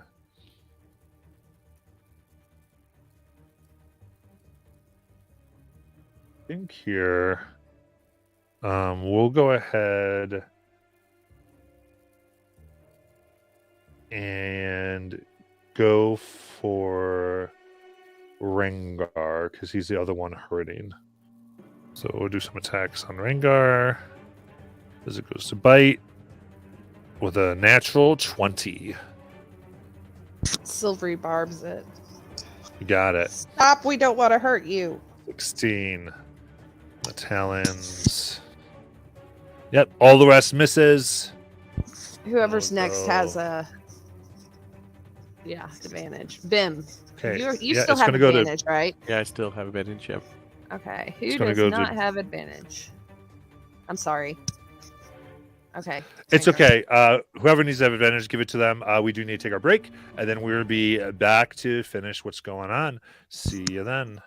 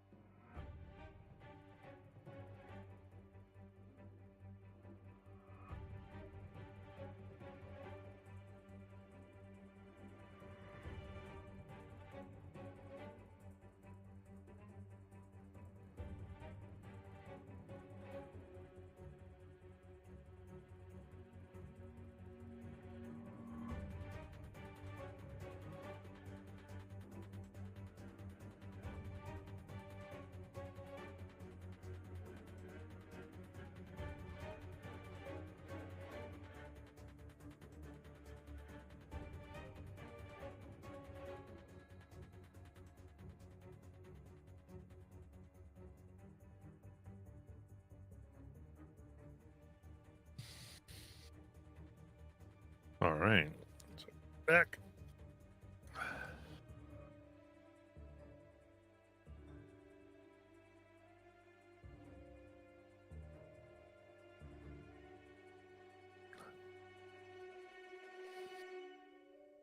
All right.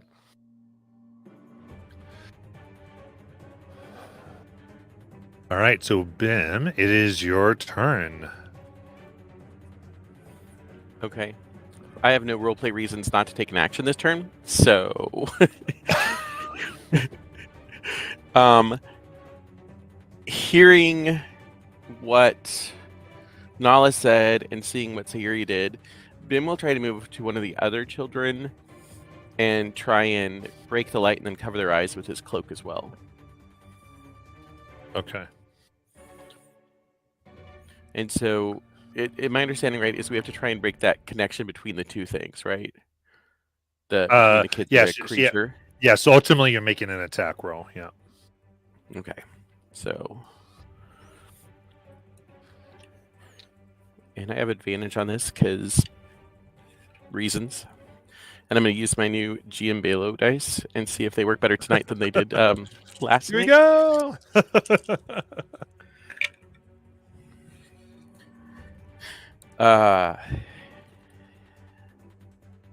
26 to hit. Yeah, that it's. Coming down, you're able to slice this hard light, and it goes to project, and you cover the eyes, and soon, the pale green creature is no more. Okay. Pale green. But there's still like force, like you're holding onto this blanket. It is trying to be pushed off. Okay. Not overly hard just because of the distance you have it around, but it is actively being kind of moving around. Okay. I've got one, but it's still fighting. Anybody know how to counter this magic? All right. Try Rowan. and move him away.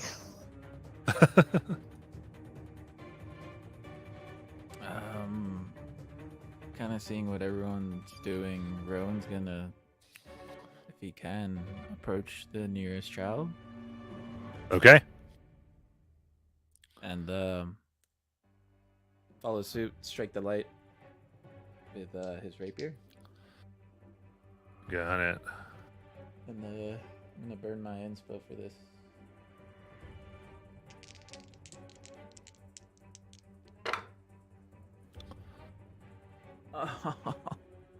That's not good. It's only a 15. Okay, yeah. Come down hard and just run up against it. It's too hard to be covered.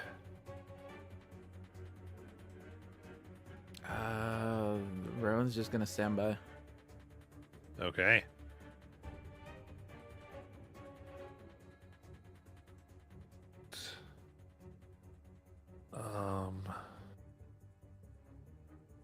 With that,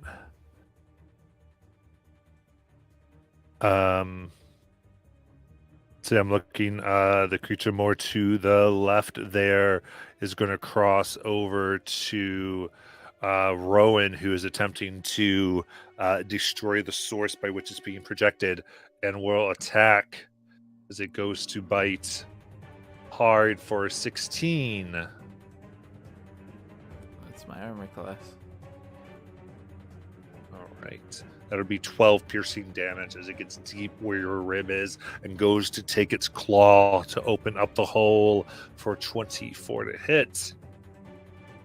Oof, And 14 more damage. Oh, okay. 24 to hit, down to 14 to hit for a miss.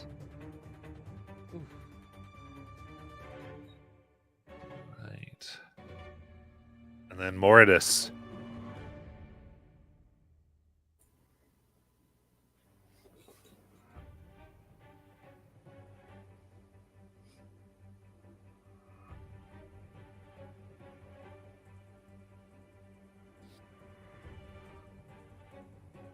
Yes. It's your turn. Yeah, what do I see? Oh, I'm sorry. I forgot for your banishment. I'm totally... I apologize. What you do see, because I didn't want to get to this. Sorry. Thank you. So, Mortis, you... Figure it out, Mortis. So sorry. You look, and there is gray mist from around you. You see maybe 100 pinpricks of twilight that seem to shine down into orbs all around. What do you do? Pinpricks of... I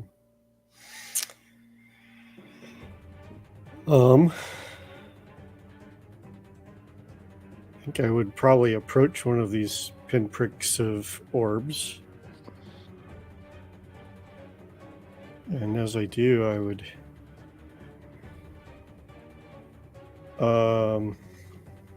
probably just utter a prayer to the observer. And, well, I don't know if you can hear me where I am observed, but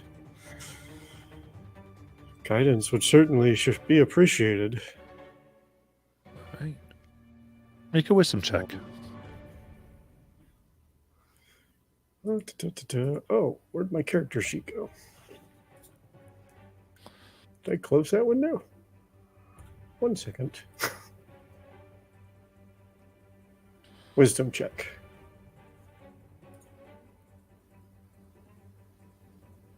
$15. 15. You stare at this orb, and it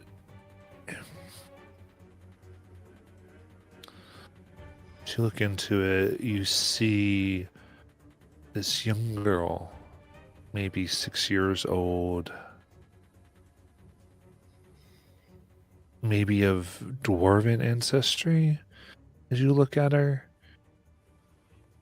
And she just sits staring blankly around, contained herein.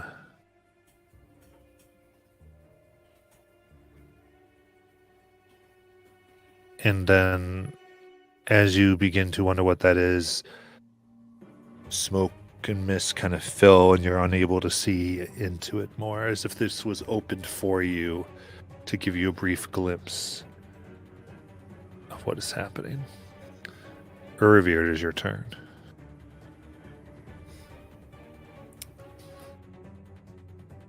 Okay.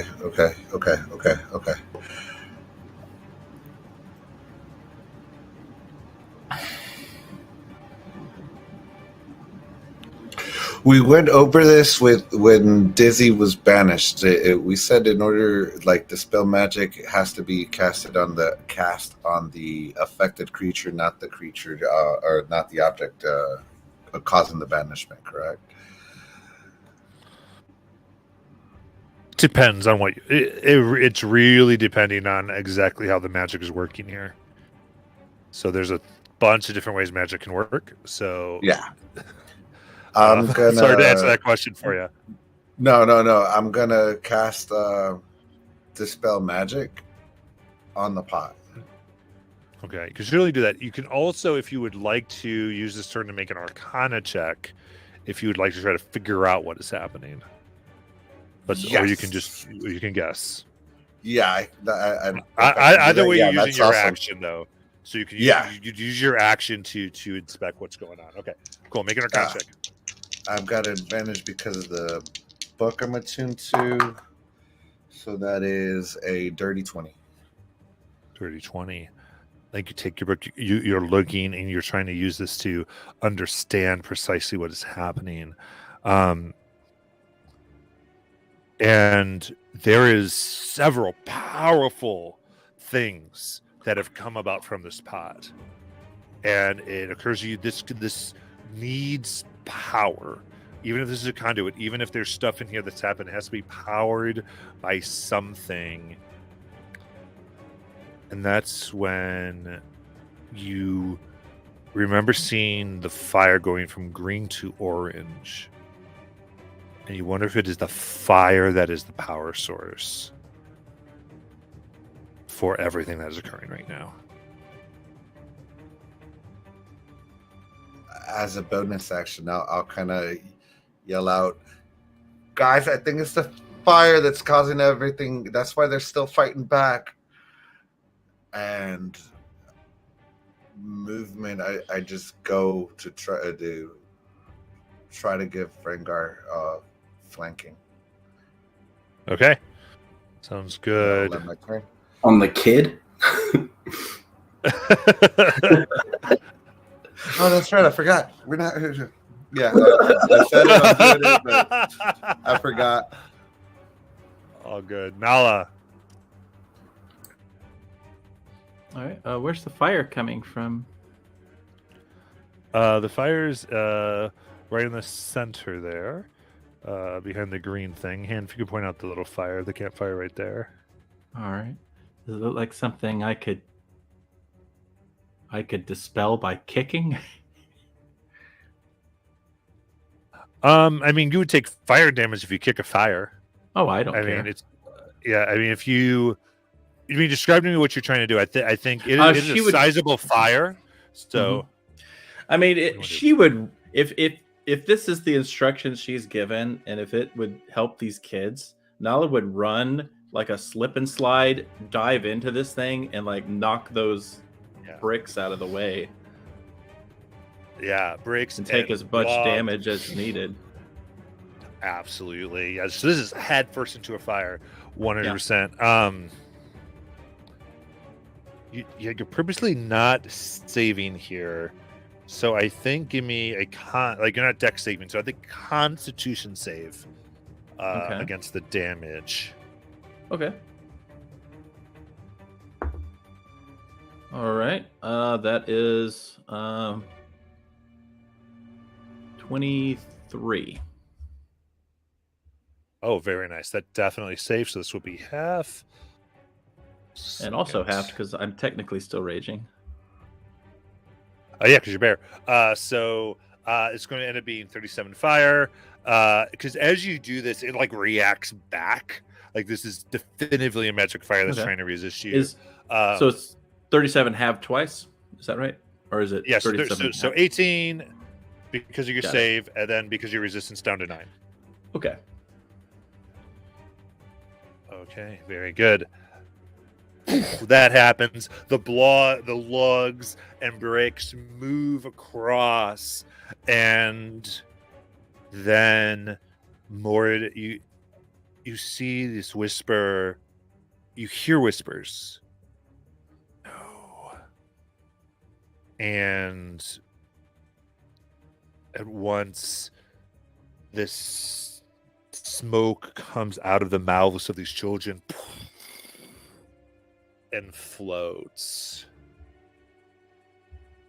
Comes into the pot. And then takes within the pot, you can kind of see now that the chains around it that were holding it up, Nala, kind of break. Fall onto you. And now you can see these 6 swirling forms of children in mist. And then they disapparate into the general mist again. But now this mist glows. It's no longer the steaming brew and whatever was being made. As the fires that fueled this enchantment are gone. And in the same way, Mortis, you feel a pull as the mists around you grab you, take you from this place, and push you back to your friends.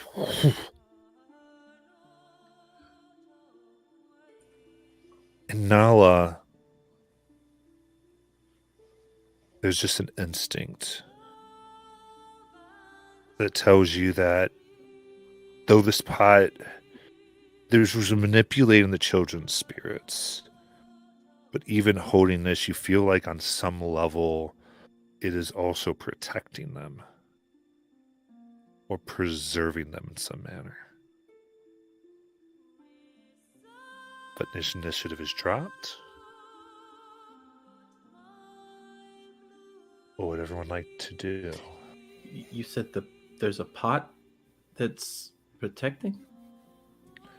Is it So it was this large pot, which was the stew that Mortis tried to kick and was banished for touching, from where the steam came and seemed to cause all the craziness. And now you have this pot, and it seems to have these souls of these children, or what feels like that.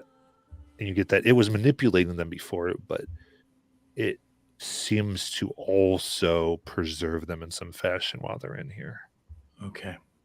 So I will I'm going to pick up the pot and I'm going to go to the nearest child and kind of lean down to them and to kind of reach out and take them by the shoulder real quick to kind of see if I can catch their eyes. Okay. You take them holding the pot, and you touch them. Mm-hmm. And this white glow comes over you. And you see the pot is glowing out too, and this aura surrounds the kid. The child, this young boy, head turns to you. Eyes open. What do you want to say? Are you all right?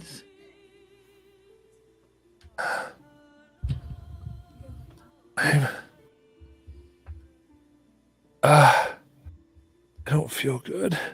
What is your name? My name is Darius. Darius. Okay. Darius. I'm going to need you to be very brave. I need you to... Here, sit down a moment. I need to gather all of you together. And Nala, after that happened, she's going to go and try to touch all of the kids on the shoulder and see if it has the same effect on them. Okay. As you let go of Darius, that glow fades. Oh. And he... Oh. Seems to freeze up once more. God Speaker. Yes. What is happening? Why is he not I think I was pulled into that space. I think there are others. How do I... I don't know what this part is, but it seems, based on what I've observed you doing and what I observed there, it seems that this pot contains the souls or essences of these children. I may be able to help. How? I can identify it. I can look at it, and I can, if I just take a few minutes, I can figure out what it is. Let me, yes, do that. Let me see if I can. And she'll go up to the next child and take them by the hand, and she's very confused about magic, and should we do? See, this is you're holding the pot still. Yes. Okay, so you grab, and again, this glow, this young girl. What's going? I don't feel good. I'm sorry. Where are you from? Kaimel. I'm Kaimel. from Kaimel. What is your name? My name is Kerosene. Keresi. Do you know the other children here? Yes. I know them. They're my friends. You are all from Kaimel. She looks. Yes. Yes. Why are we not in? Can I insight? Does it look like I'm harming her by holding her with this? Yeah, make an insight check. 16.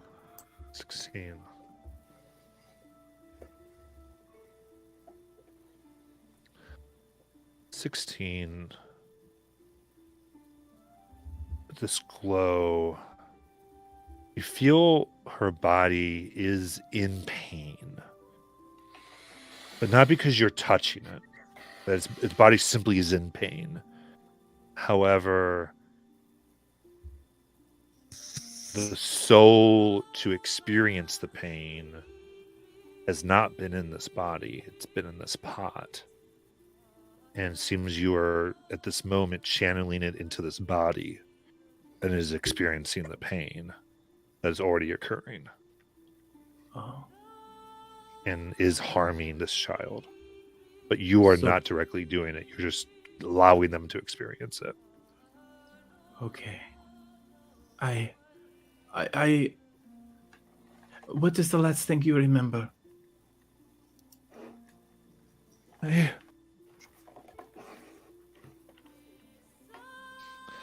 hadn't slept in days. Do you remember seeing what happened here? Yes, I hadn't slept, and then I think my mother was talking of me going somewhere. It was so hard. It's like I was in a room where I could only see walls, but it wasn't in my house. But then I heard my mom in my house. That place was it? She was taking me. Yep. Was it scary? Was it It was like nothing. I didn't feel anything.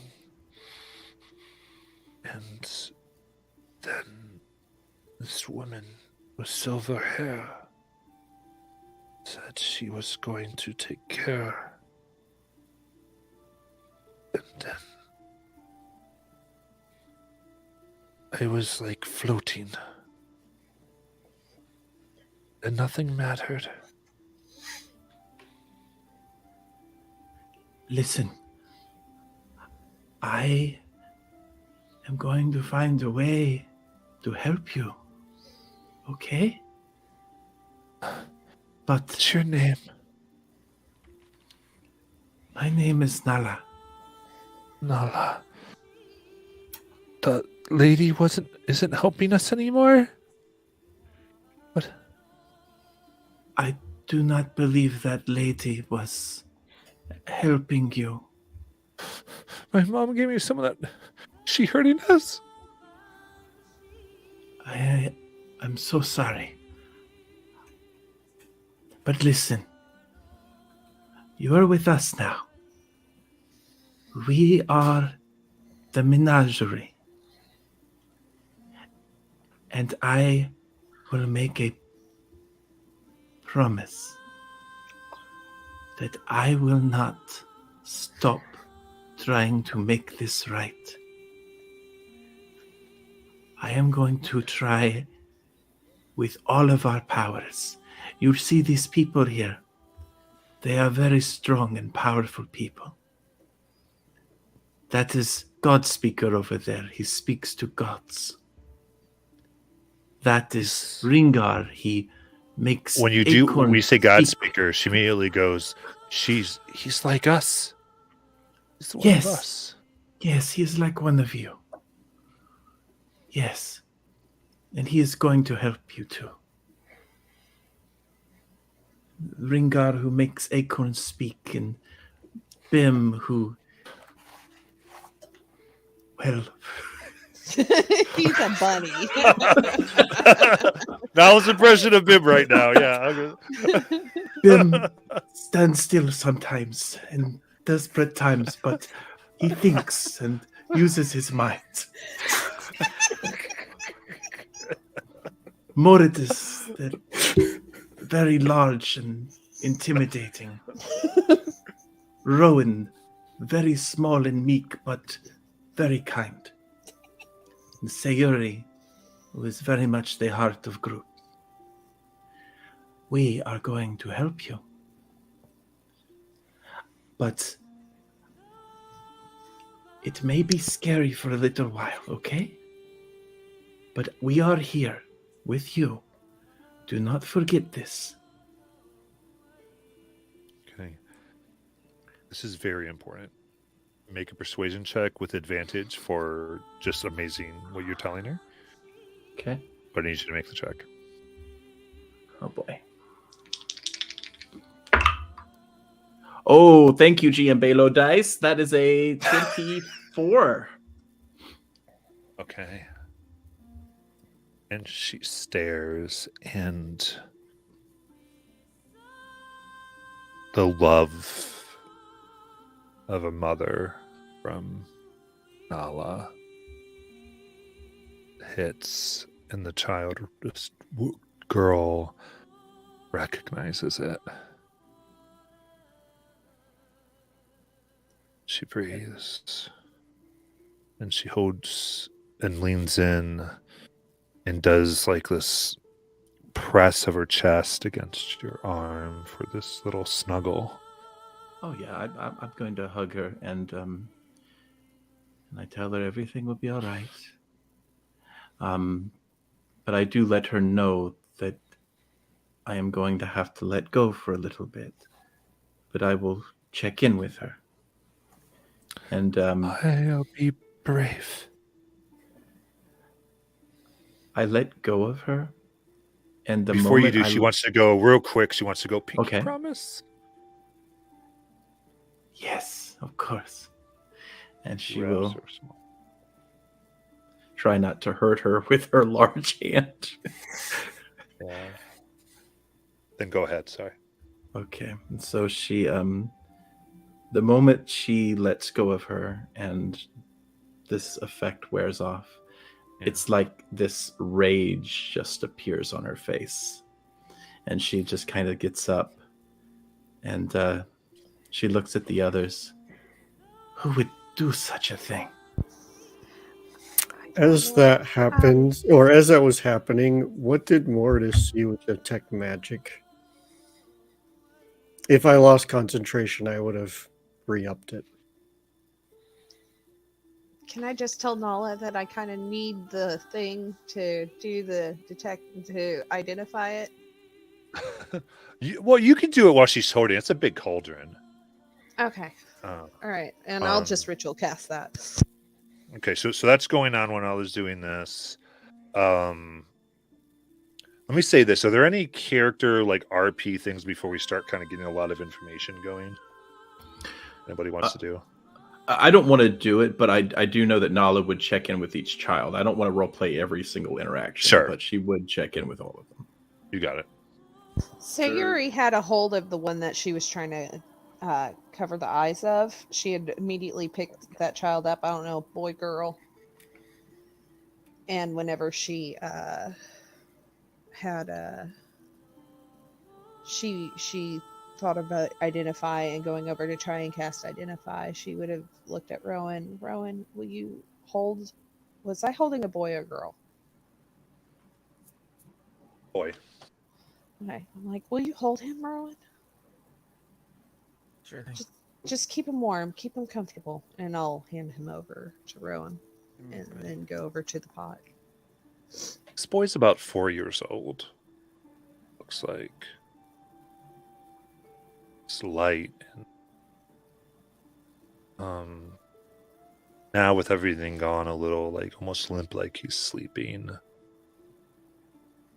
but way too still, breathing, but stiff.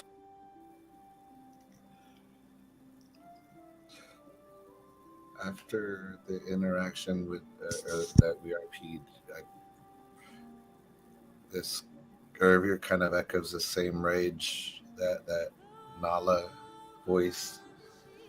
He slams his mace against one of the stones that there or tree stumps that are there, and he kind of just steps away from the group, just towards the woods. Not within earshot. I mean, I'm not leaving the party, but just isolates himself. Does the one child need healing? The one who Ringar accidentally beat the crap out of? They are injured. Because that's what I didn't want to interrupt RP, Oh, but that's right, what right. I was going to immediately do after those things vanished, is go check on the kid that was attached to the one I laid into. Okay. Perfect.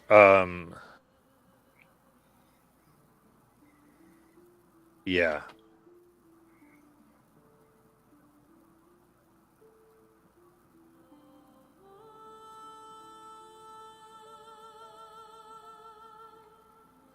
Because they would Okay, yeah, immediately...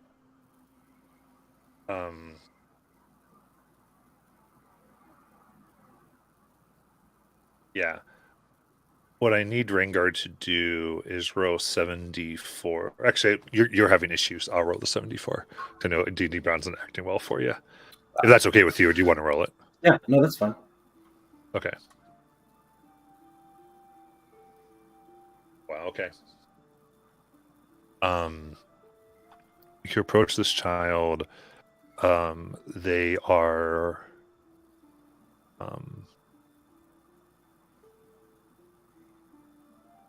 they have blood dripping from their mouth. They look bad. I'll say, because we're elongating time a little bit because of RP, but they are essentially in making death saves currently. I'm going to say they've made one. Because it was in the immediate action following the disappearance of those creatures for Rengar's perspective. And so he takes his hand and he takes 2 fingers and places it on their forehead, and just 9, because it's still under the effect of the spell, it's 9 HP immediately. That kind of just passes through them. Up this, and the whole body emerges back to full health at your touch here.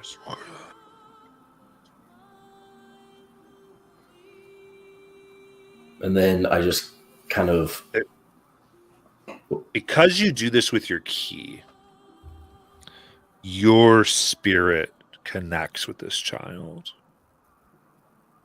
And there is just an intense loneliness and fear that washes over you. And all the while you know it's being felt by this child before you let go and complete the healing. When that happens, I want to try something. Sure. So that spent a key point, and I want to... we'll see if this works. I want to kind of get down on my knees and scoop them up into my lap, under my arm. And I want to spend 2 key points to try to, again, infuse them with Hand of Healing, but also my Stillness of Mind feature that removes the frightened condition.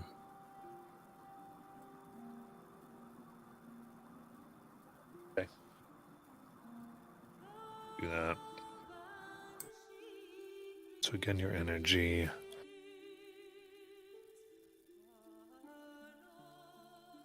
And connect again. There's this fear. Project your calmness, the calmness gained from so much meditation, so much training, and you share it.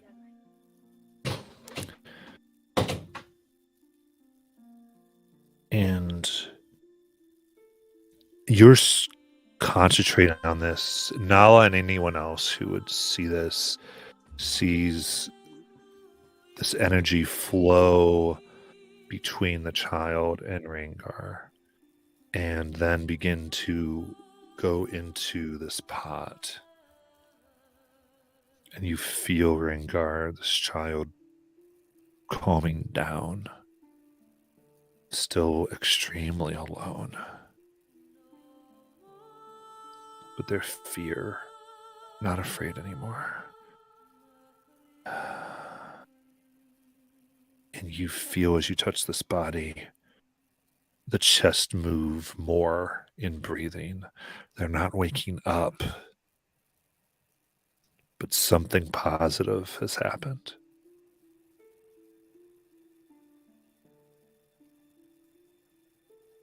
And I'm just concentrating up silently, holding the boy.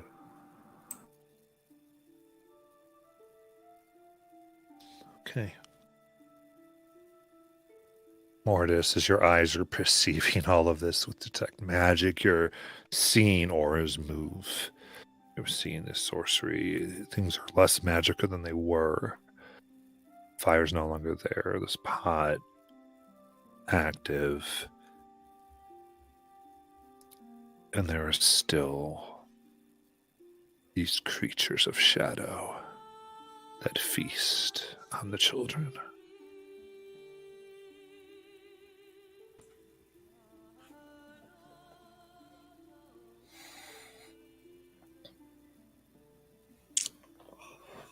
And I definitely get a sense that they're magical in nature. Mm-hmm.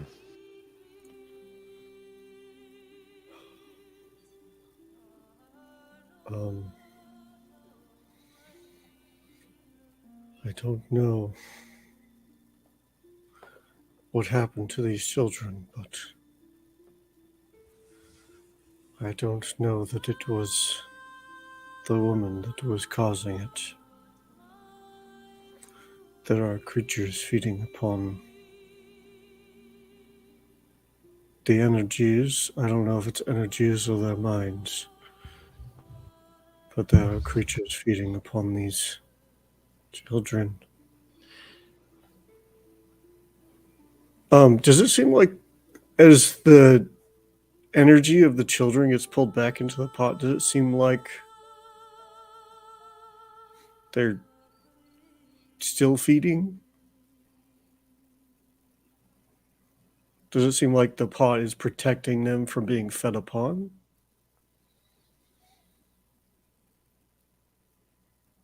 Make an Arcana check. Oh, good. I'm terrible at this. 9.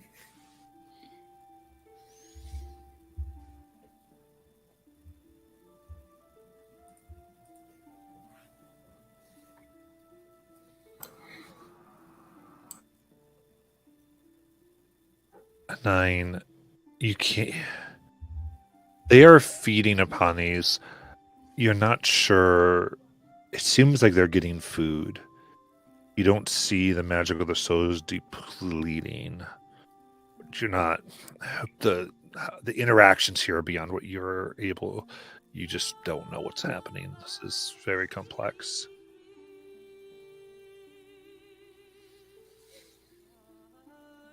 Are the children able to follow, or I'm not.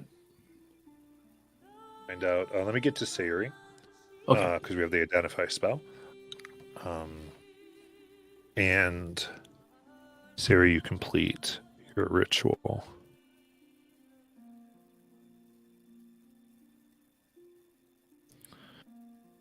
This is a soul cauldron. It possesses the ability to hold souls. And while it holds a soul, it preserves the body, making them highly resistant to damage and magical effects.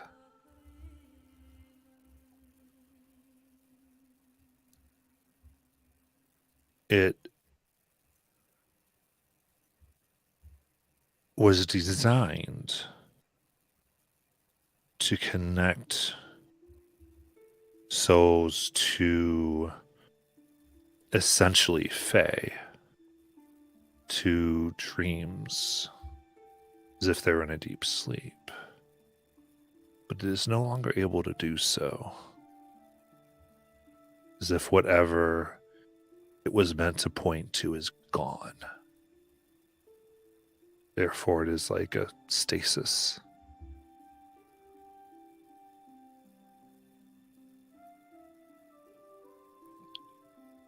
And much, I would say, from the identify spell and your own ideas of magic, that there were enchantments made with it. It was used in a component with other things and other magics to do a lot of what you saw. One thing that is on it is anyone who would attempt to upset the souls, essentially trying to tip it over, that is not the owner, comes under the effect of a banishment spell. You also learn that the current owner is Nala.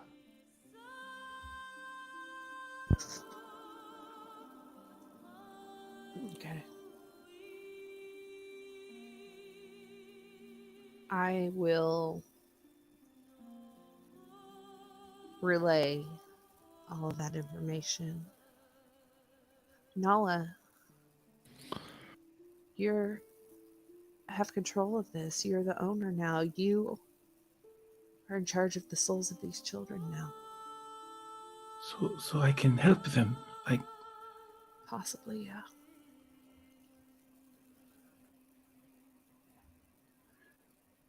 Oh. Okay.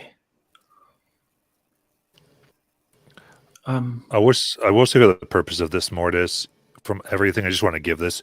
You think returning the souls is a very bad idea, based on these creatures feeding and things you know about the preservation of these souls. That this is in some way protecting them. I just want to be very clear what Mortis gets of this information. Should I do the same thing on one of the children? Maybe I can figure out what's happening to their physical bodies. Perhaps you can identify the magic that's attached to these creatures. Yeah. By doing that. Rowan, hand him over. There you go. She'll take. Sorry, go ahead. She'll take him and she'll sit down with him, like cuddling up to him. And she's gonna actually start singing a Sylvan lullaby that her mom used to sing to her as she casts this ritual casts this identify on him.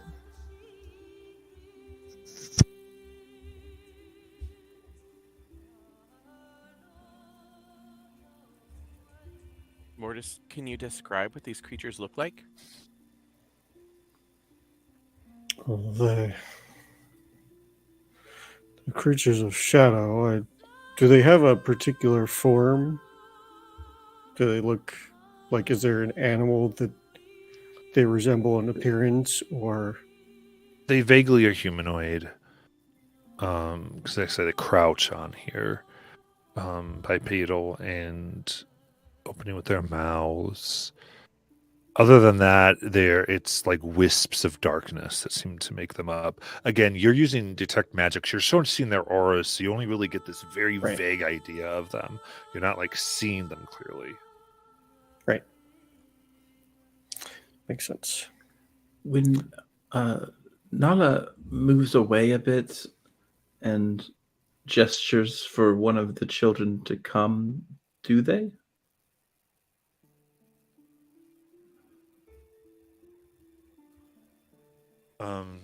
They do not. And so I'll call out Darius. Can you come here?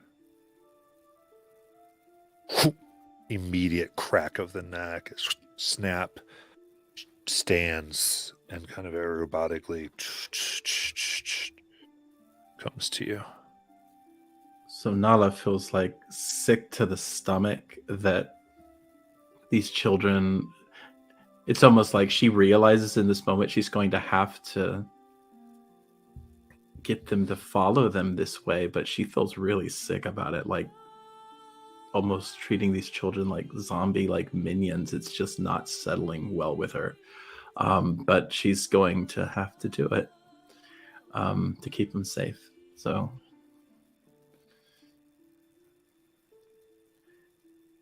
okay, well, at least we know they will follow us. I'm sorry, Darius. Okay, Sayuri. Give me a wisdom save.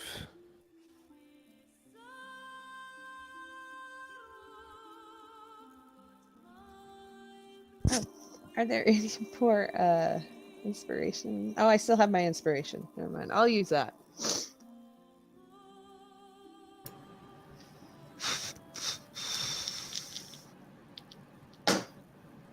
Ooh, that's good. 19.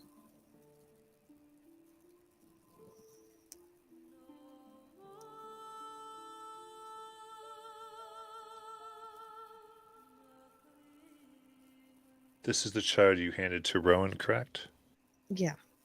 Oh boy. Okay. You sing. And again, you connect. Feel this lonely sadness. Keep singing. And the loneliness feels more like empty.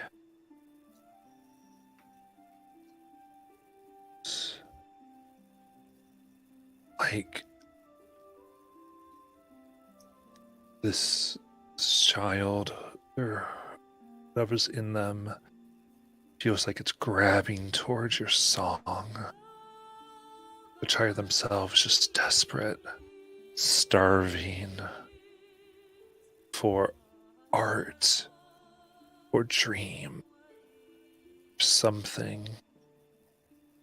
'Cause all they know is nothing. Song that your mother taught you that's in your dreams seems to take the place of dream that they do not have. It's like they try just gorging, probably eating too fast. Just ecstasy. This kid is just wanting every second of it.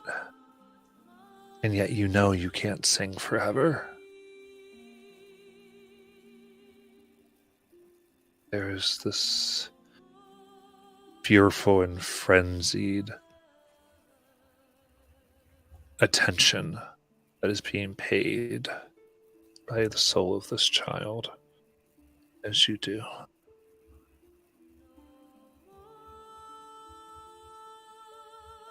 And are you trying to identify where you're doing this too? Yeah. So you're casting this ritual as you sing. And there is a deep connection forged here. And because of that, And the song is as if there's a pathway. And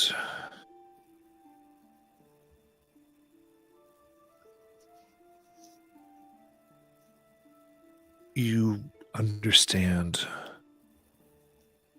that this child cannot dream.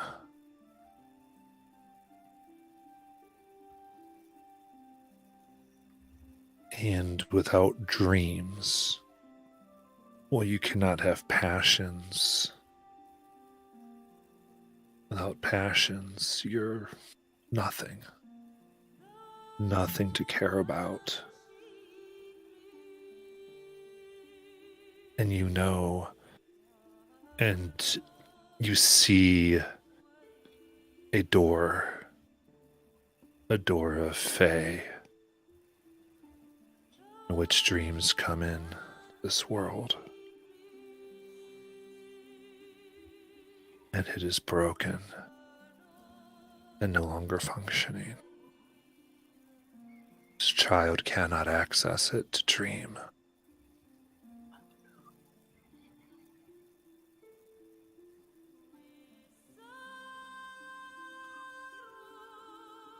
You have in this moment this contact with the dream door because of the spell, and it's holding you here. It's as if you stand before it. Is there anything you want to do? I want to try everything that I can possibly do to fix it. What do you try? Oh, I know something that might do it. Okay, I know something that might do it. Okay, where is it? And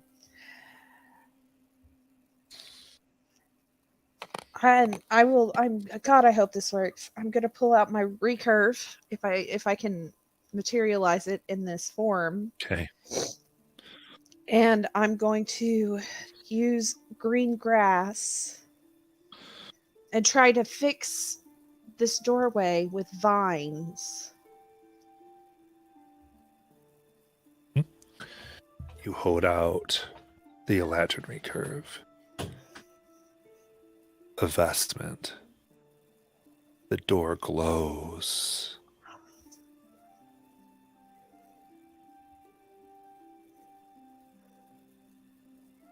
You need to state your name, your truest name, to use a vestment in this way. What do you state?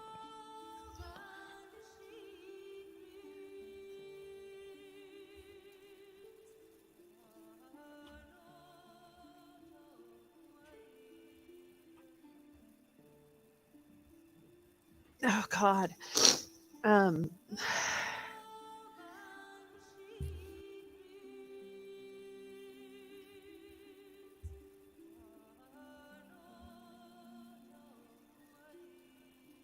Did I know if Artagan had a last name? I don't think you've ever heard it, no. Okay.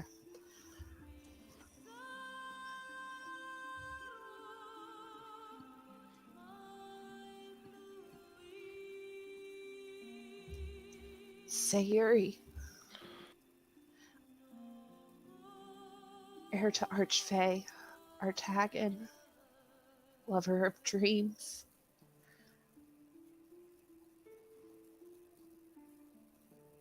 And hope. The door glows bright as you state this. And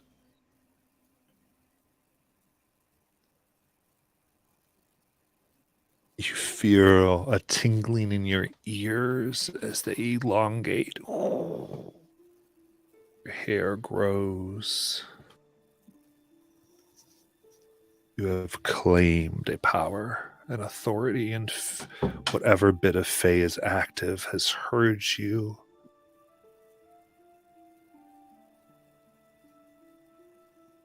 And as the door glows, there is a bit of dream left here. But the door does not open, but you can see past the door into the grayness you remember when last you were in the wilds,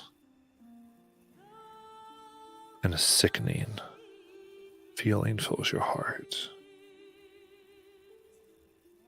There is no dream left in Fae.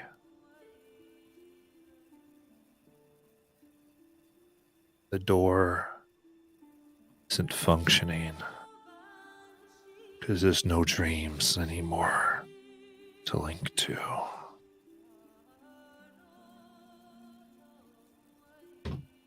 The shadow is using all of it.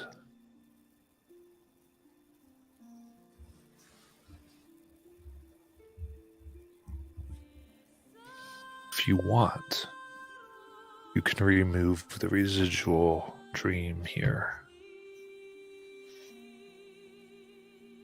And you think you could give this child maybe a day of dream from this? Or you can take it and you think it could manifest in a crystal of some kind in the material plane, or you can leave it in the door.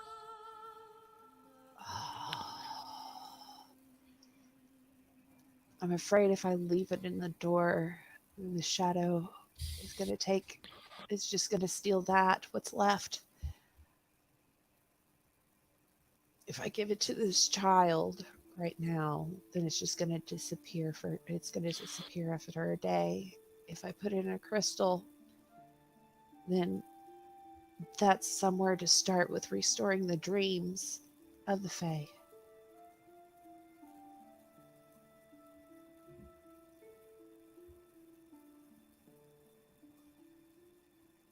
I've got to look at the bigger picture. Okay. I'm going to try You it. find in yours. the crystal. And with that, you feel yourself ending the song. Back to abject loneliness. And this purple crystal swirling energy about the size of a baseball forms in your hand.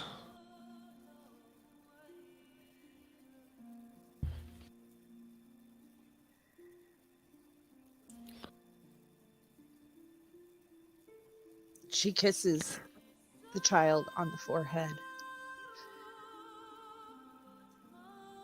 Just be strong. We'll fix this. I promise. And tears are running down her face. You are now, as lover of dreams, immune to charm. Oh, wow.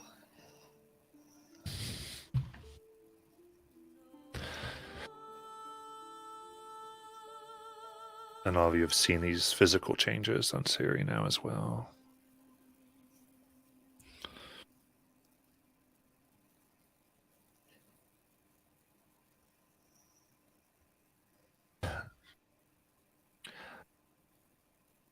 Anything else in this scene? There's a lot going on. I want to make sure everyone has their chance here to accomplish. I want to go after Urvir if nobody else says anything.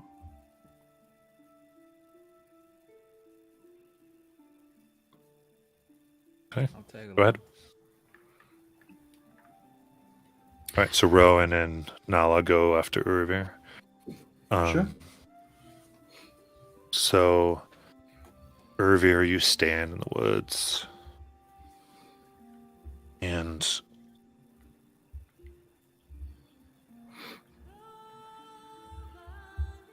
what are you thinking? What's going through Urvir?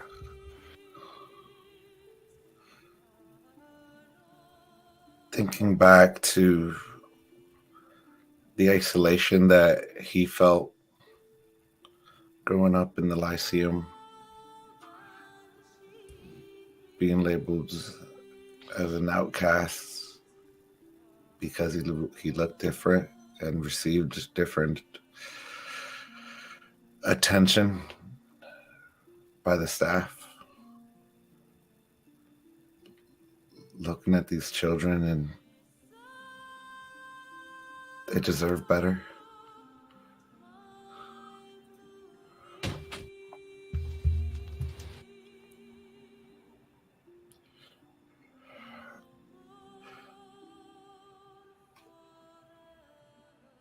And I think as he sees Nala and Rowan coming over, he would kind of approach him and direct himself towards Nala, and you see clear traces of tears having come down his eyes. And Nala, you're a good hunter, right? I have hunted, yes.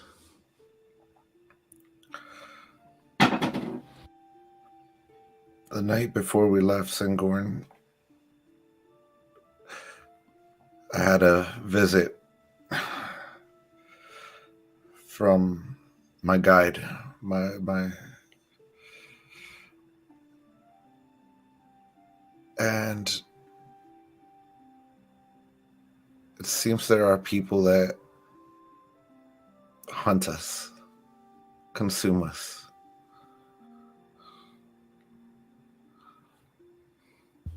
People who hunt us. Us with celestial blood. Oh. What those children have running through them. Yes. The young girl, she saw you were like them.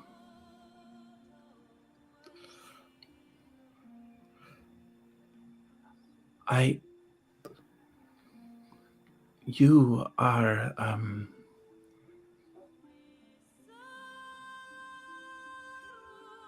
I do not pretend to know what it is like to be chosen by gods. But in this short time I have been among your group, I have found you to be wise, diligent,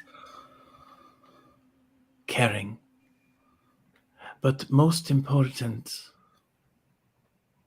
you are like all of us. I think I always had a view of God speakers, that you were all above us, that you were all so high, and now that I have met you, I have gained more respect for what you are, because you have to deal with the same burdens and pains and difficulties, but you have additional ones on you. We will need you now more than ever.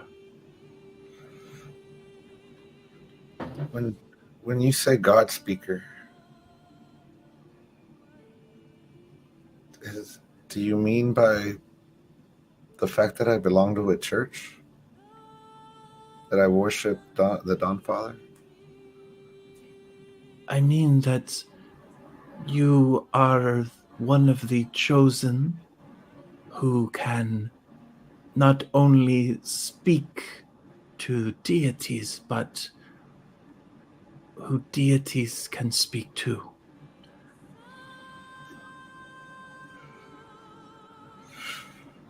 You are chosen for a great path.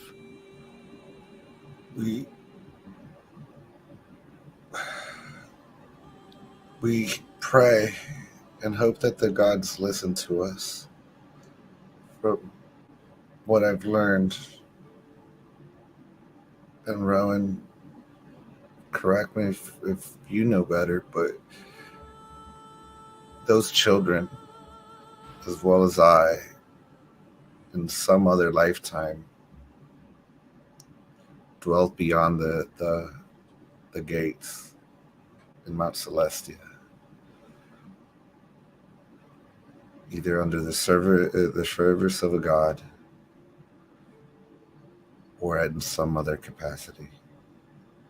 And for some reason, we were cast down to the mortal plane to be born again as a human.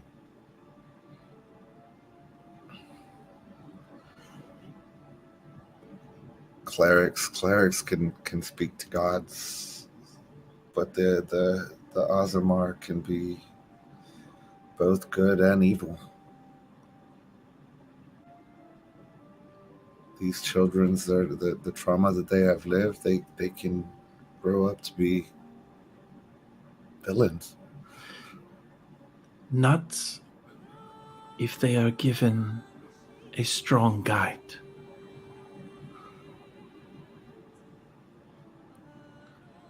Can you help me become a strong guide? What I can help you is hopefully help you realize you are already this.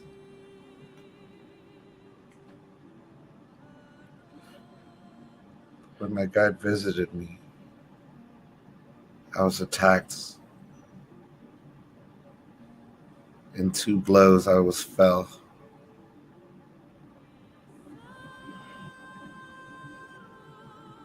And it seems that this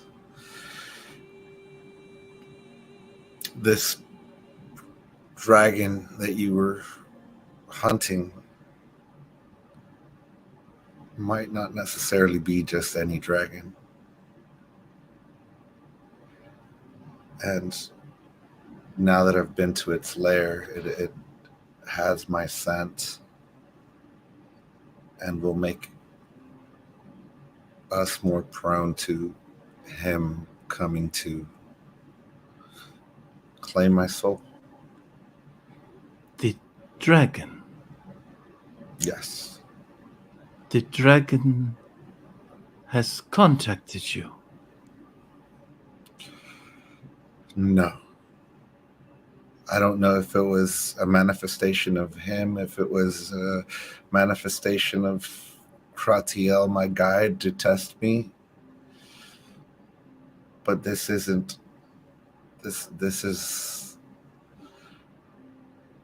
just a normal dragon. This is some blasphemous creation. Was he red?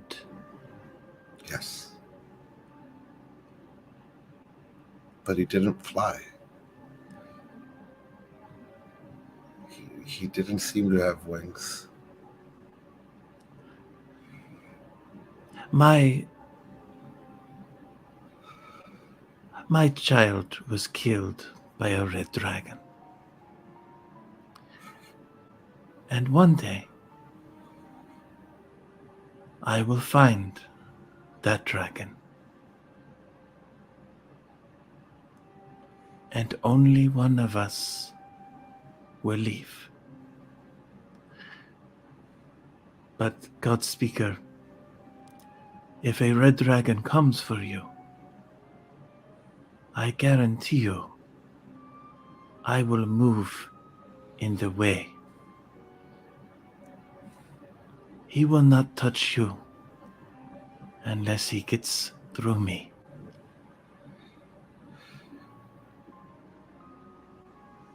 I just need to be a better hunter, a better fighter. That I can help you with.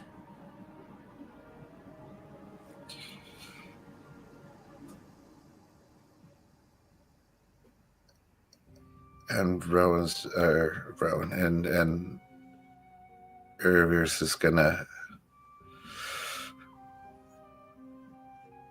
kind of fall down to his knees and just bow his head and trying to hide the tears that are coming out of his eyes. I'm just gonna kneel down and just kind of put his arms around him, pat his back. There, big guy. These children, I wish I could guide them, but they will also need your help. You understand them in a way that I wish I could relate. You can reach them in ways I cannot. You must now be strong for them, Godspeaker.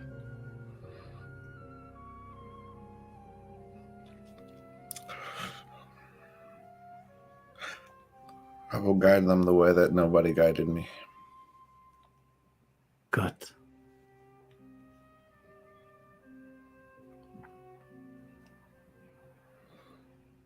Let us go back.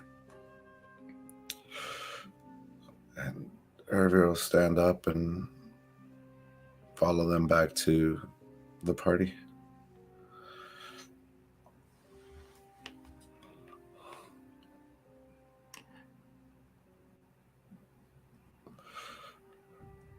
And on the way over there, Nala will hang back a little bit with Rowan kind of following, and she'll look at him and say, Rowan, you also are destined. You are small.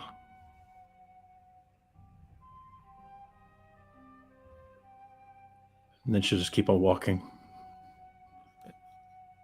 Thank you.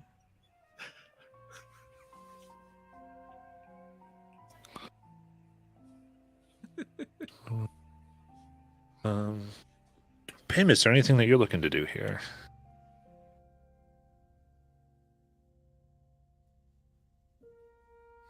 I think that Bim would just pick up the child that he had blindfolded and just kind of hold him while he's waiting for the party to gather back up, and we'll carry him over to our camp when we head back.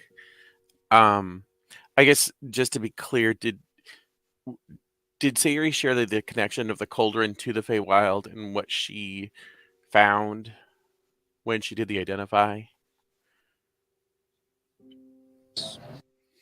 Terry? I was talking and I was muted. She did share all of that information with the party about the cauldron. She hasn't said anything about the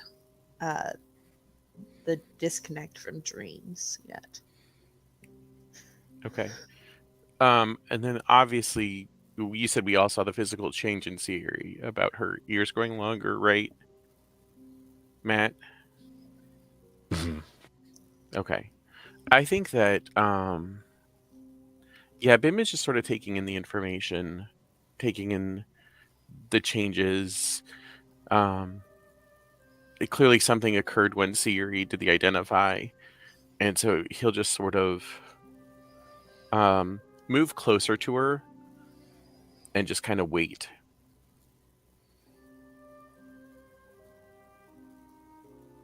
Almost like unconsciously positioning himself off to the side, almost like a servant would, or a guardian.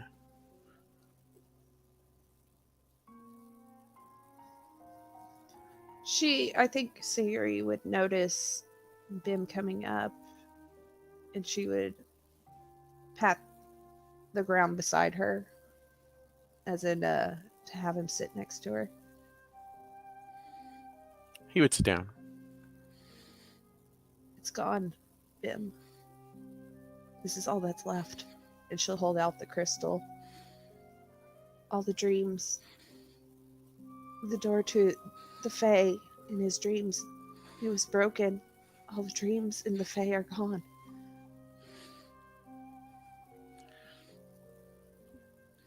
That is truly sad news, my lady. But not all the dreams of the Fae are gone.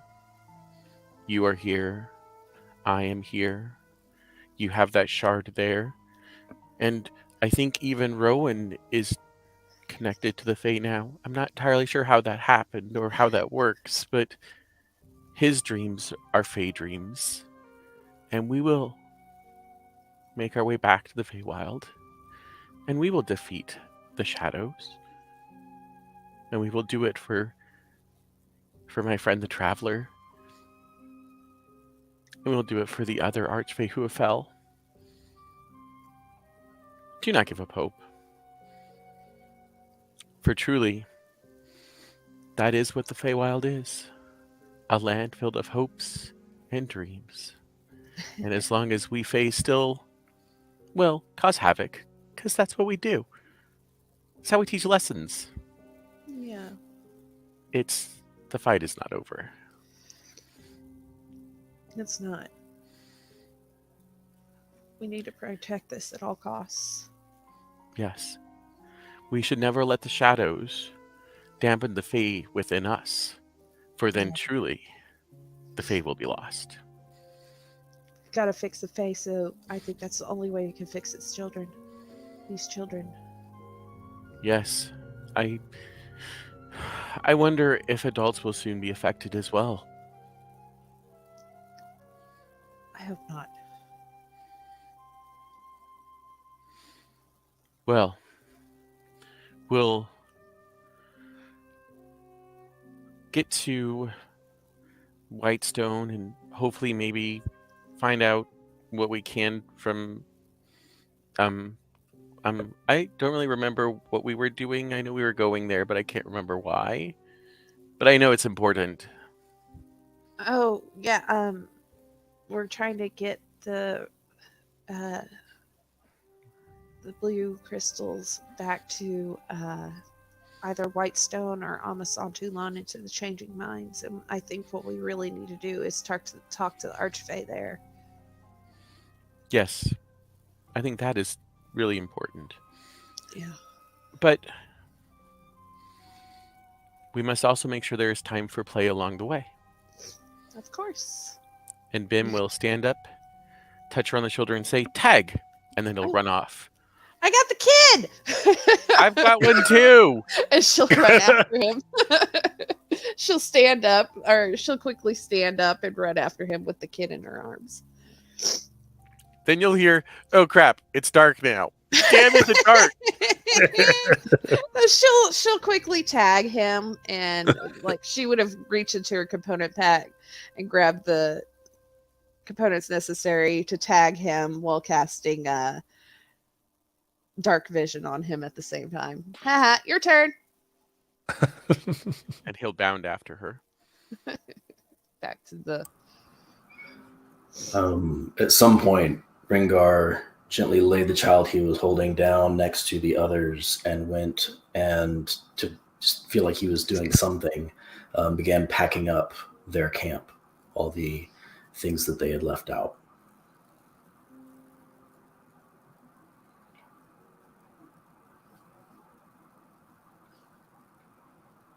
As you do that, go ahead and give me an investigation check.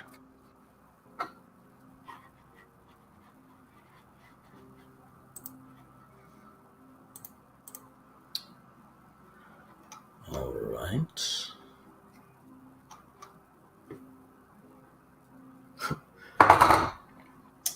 A 6. Okay. Pack it up very well. And all the belongings that you can find are ready to be good.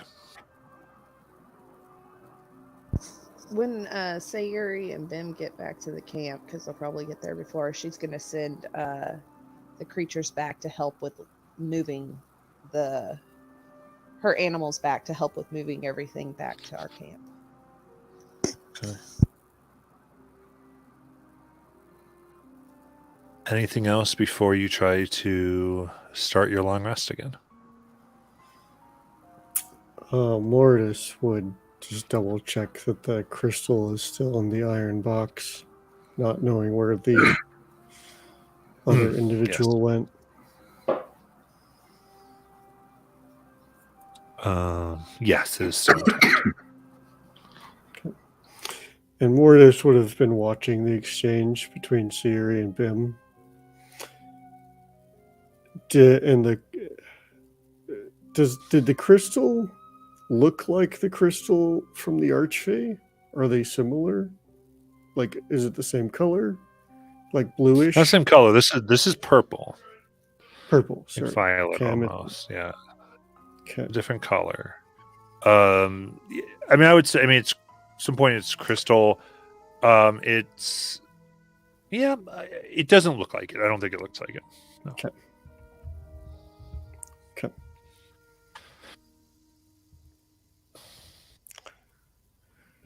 Yeah. In fact, this it almost has more of a rounder shape to it in general. Like it's almost like a ball of crystal. With other formed more in large, just like I guess spikes almost. The blue crystal when it expands. This structure's different. Okay. What happens if we merge it with the giant blue one? Not happening.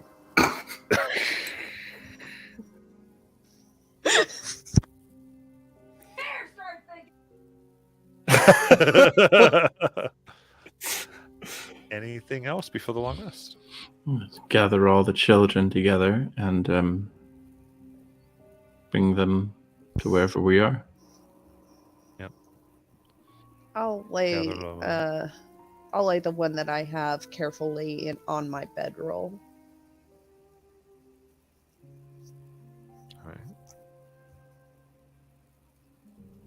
Gather them up, lay them down, make them as comfortable. And the laying down is interesting here because whenever you're not actively connecting with them, they go back to like this straight thing. And Nala, you realize at some level, if you want them to lay down, they have to be told. Okay.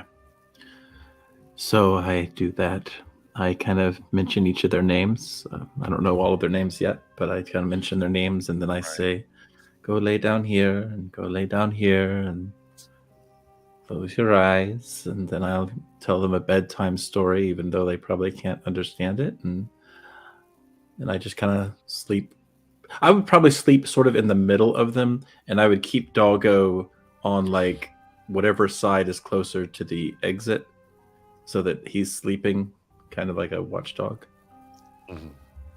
The animals that Sayuri, the panther, the boar, and the giant badger would all be surrounding them, keeping an eye out for anything. And I'll say,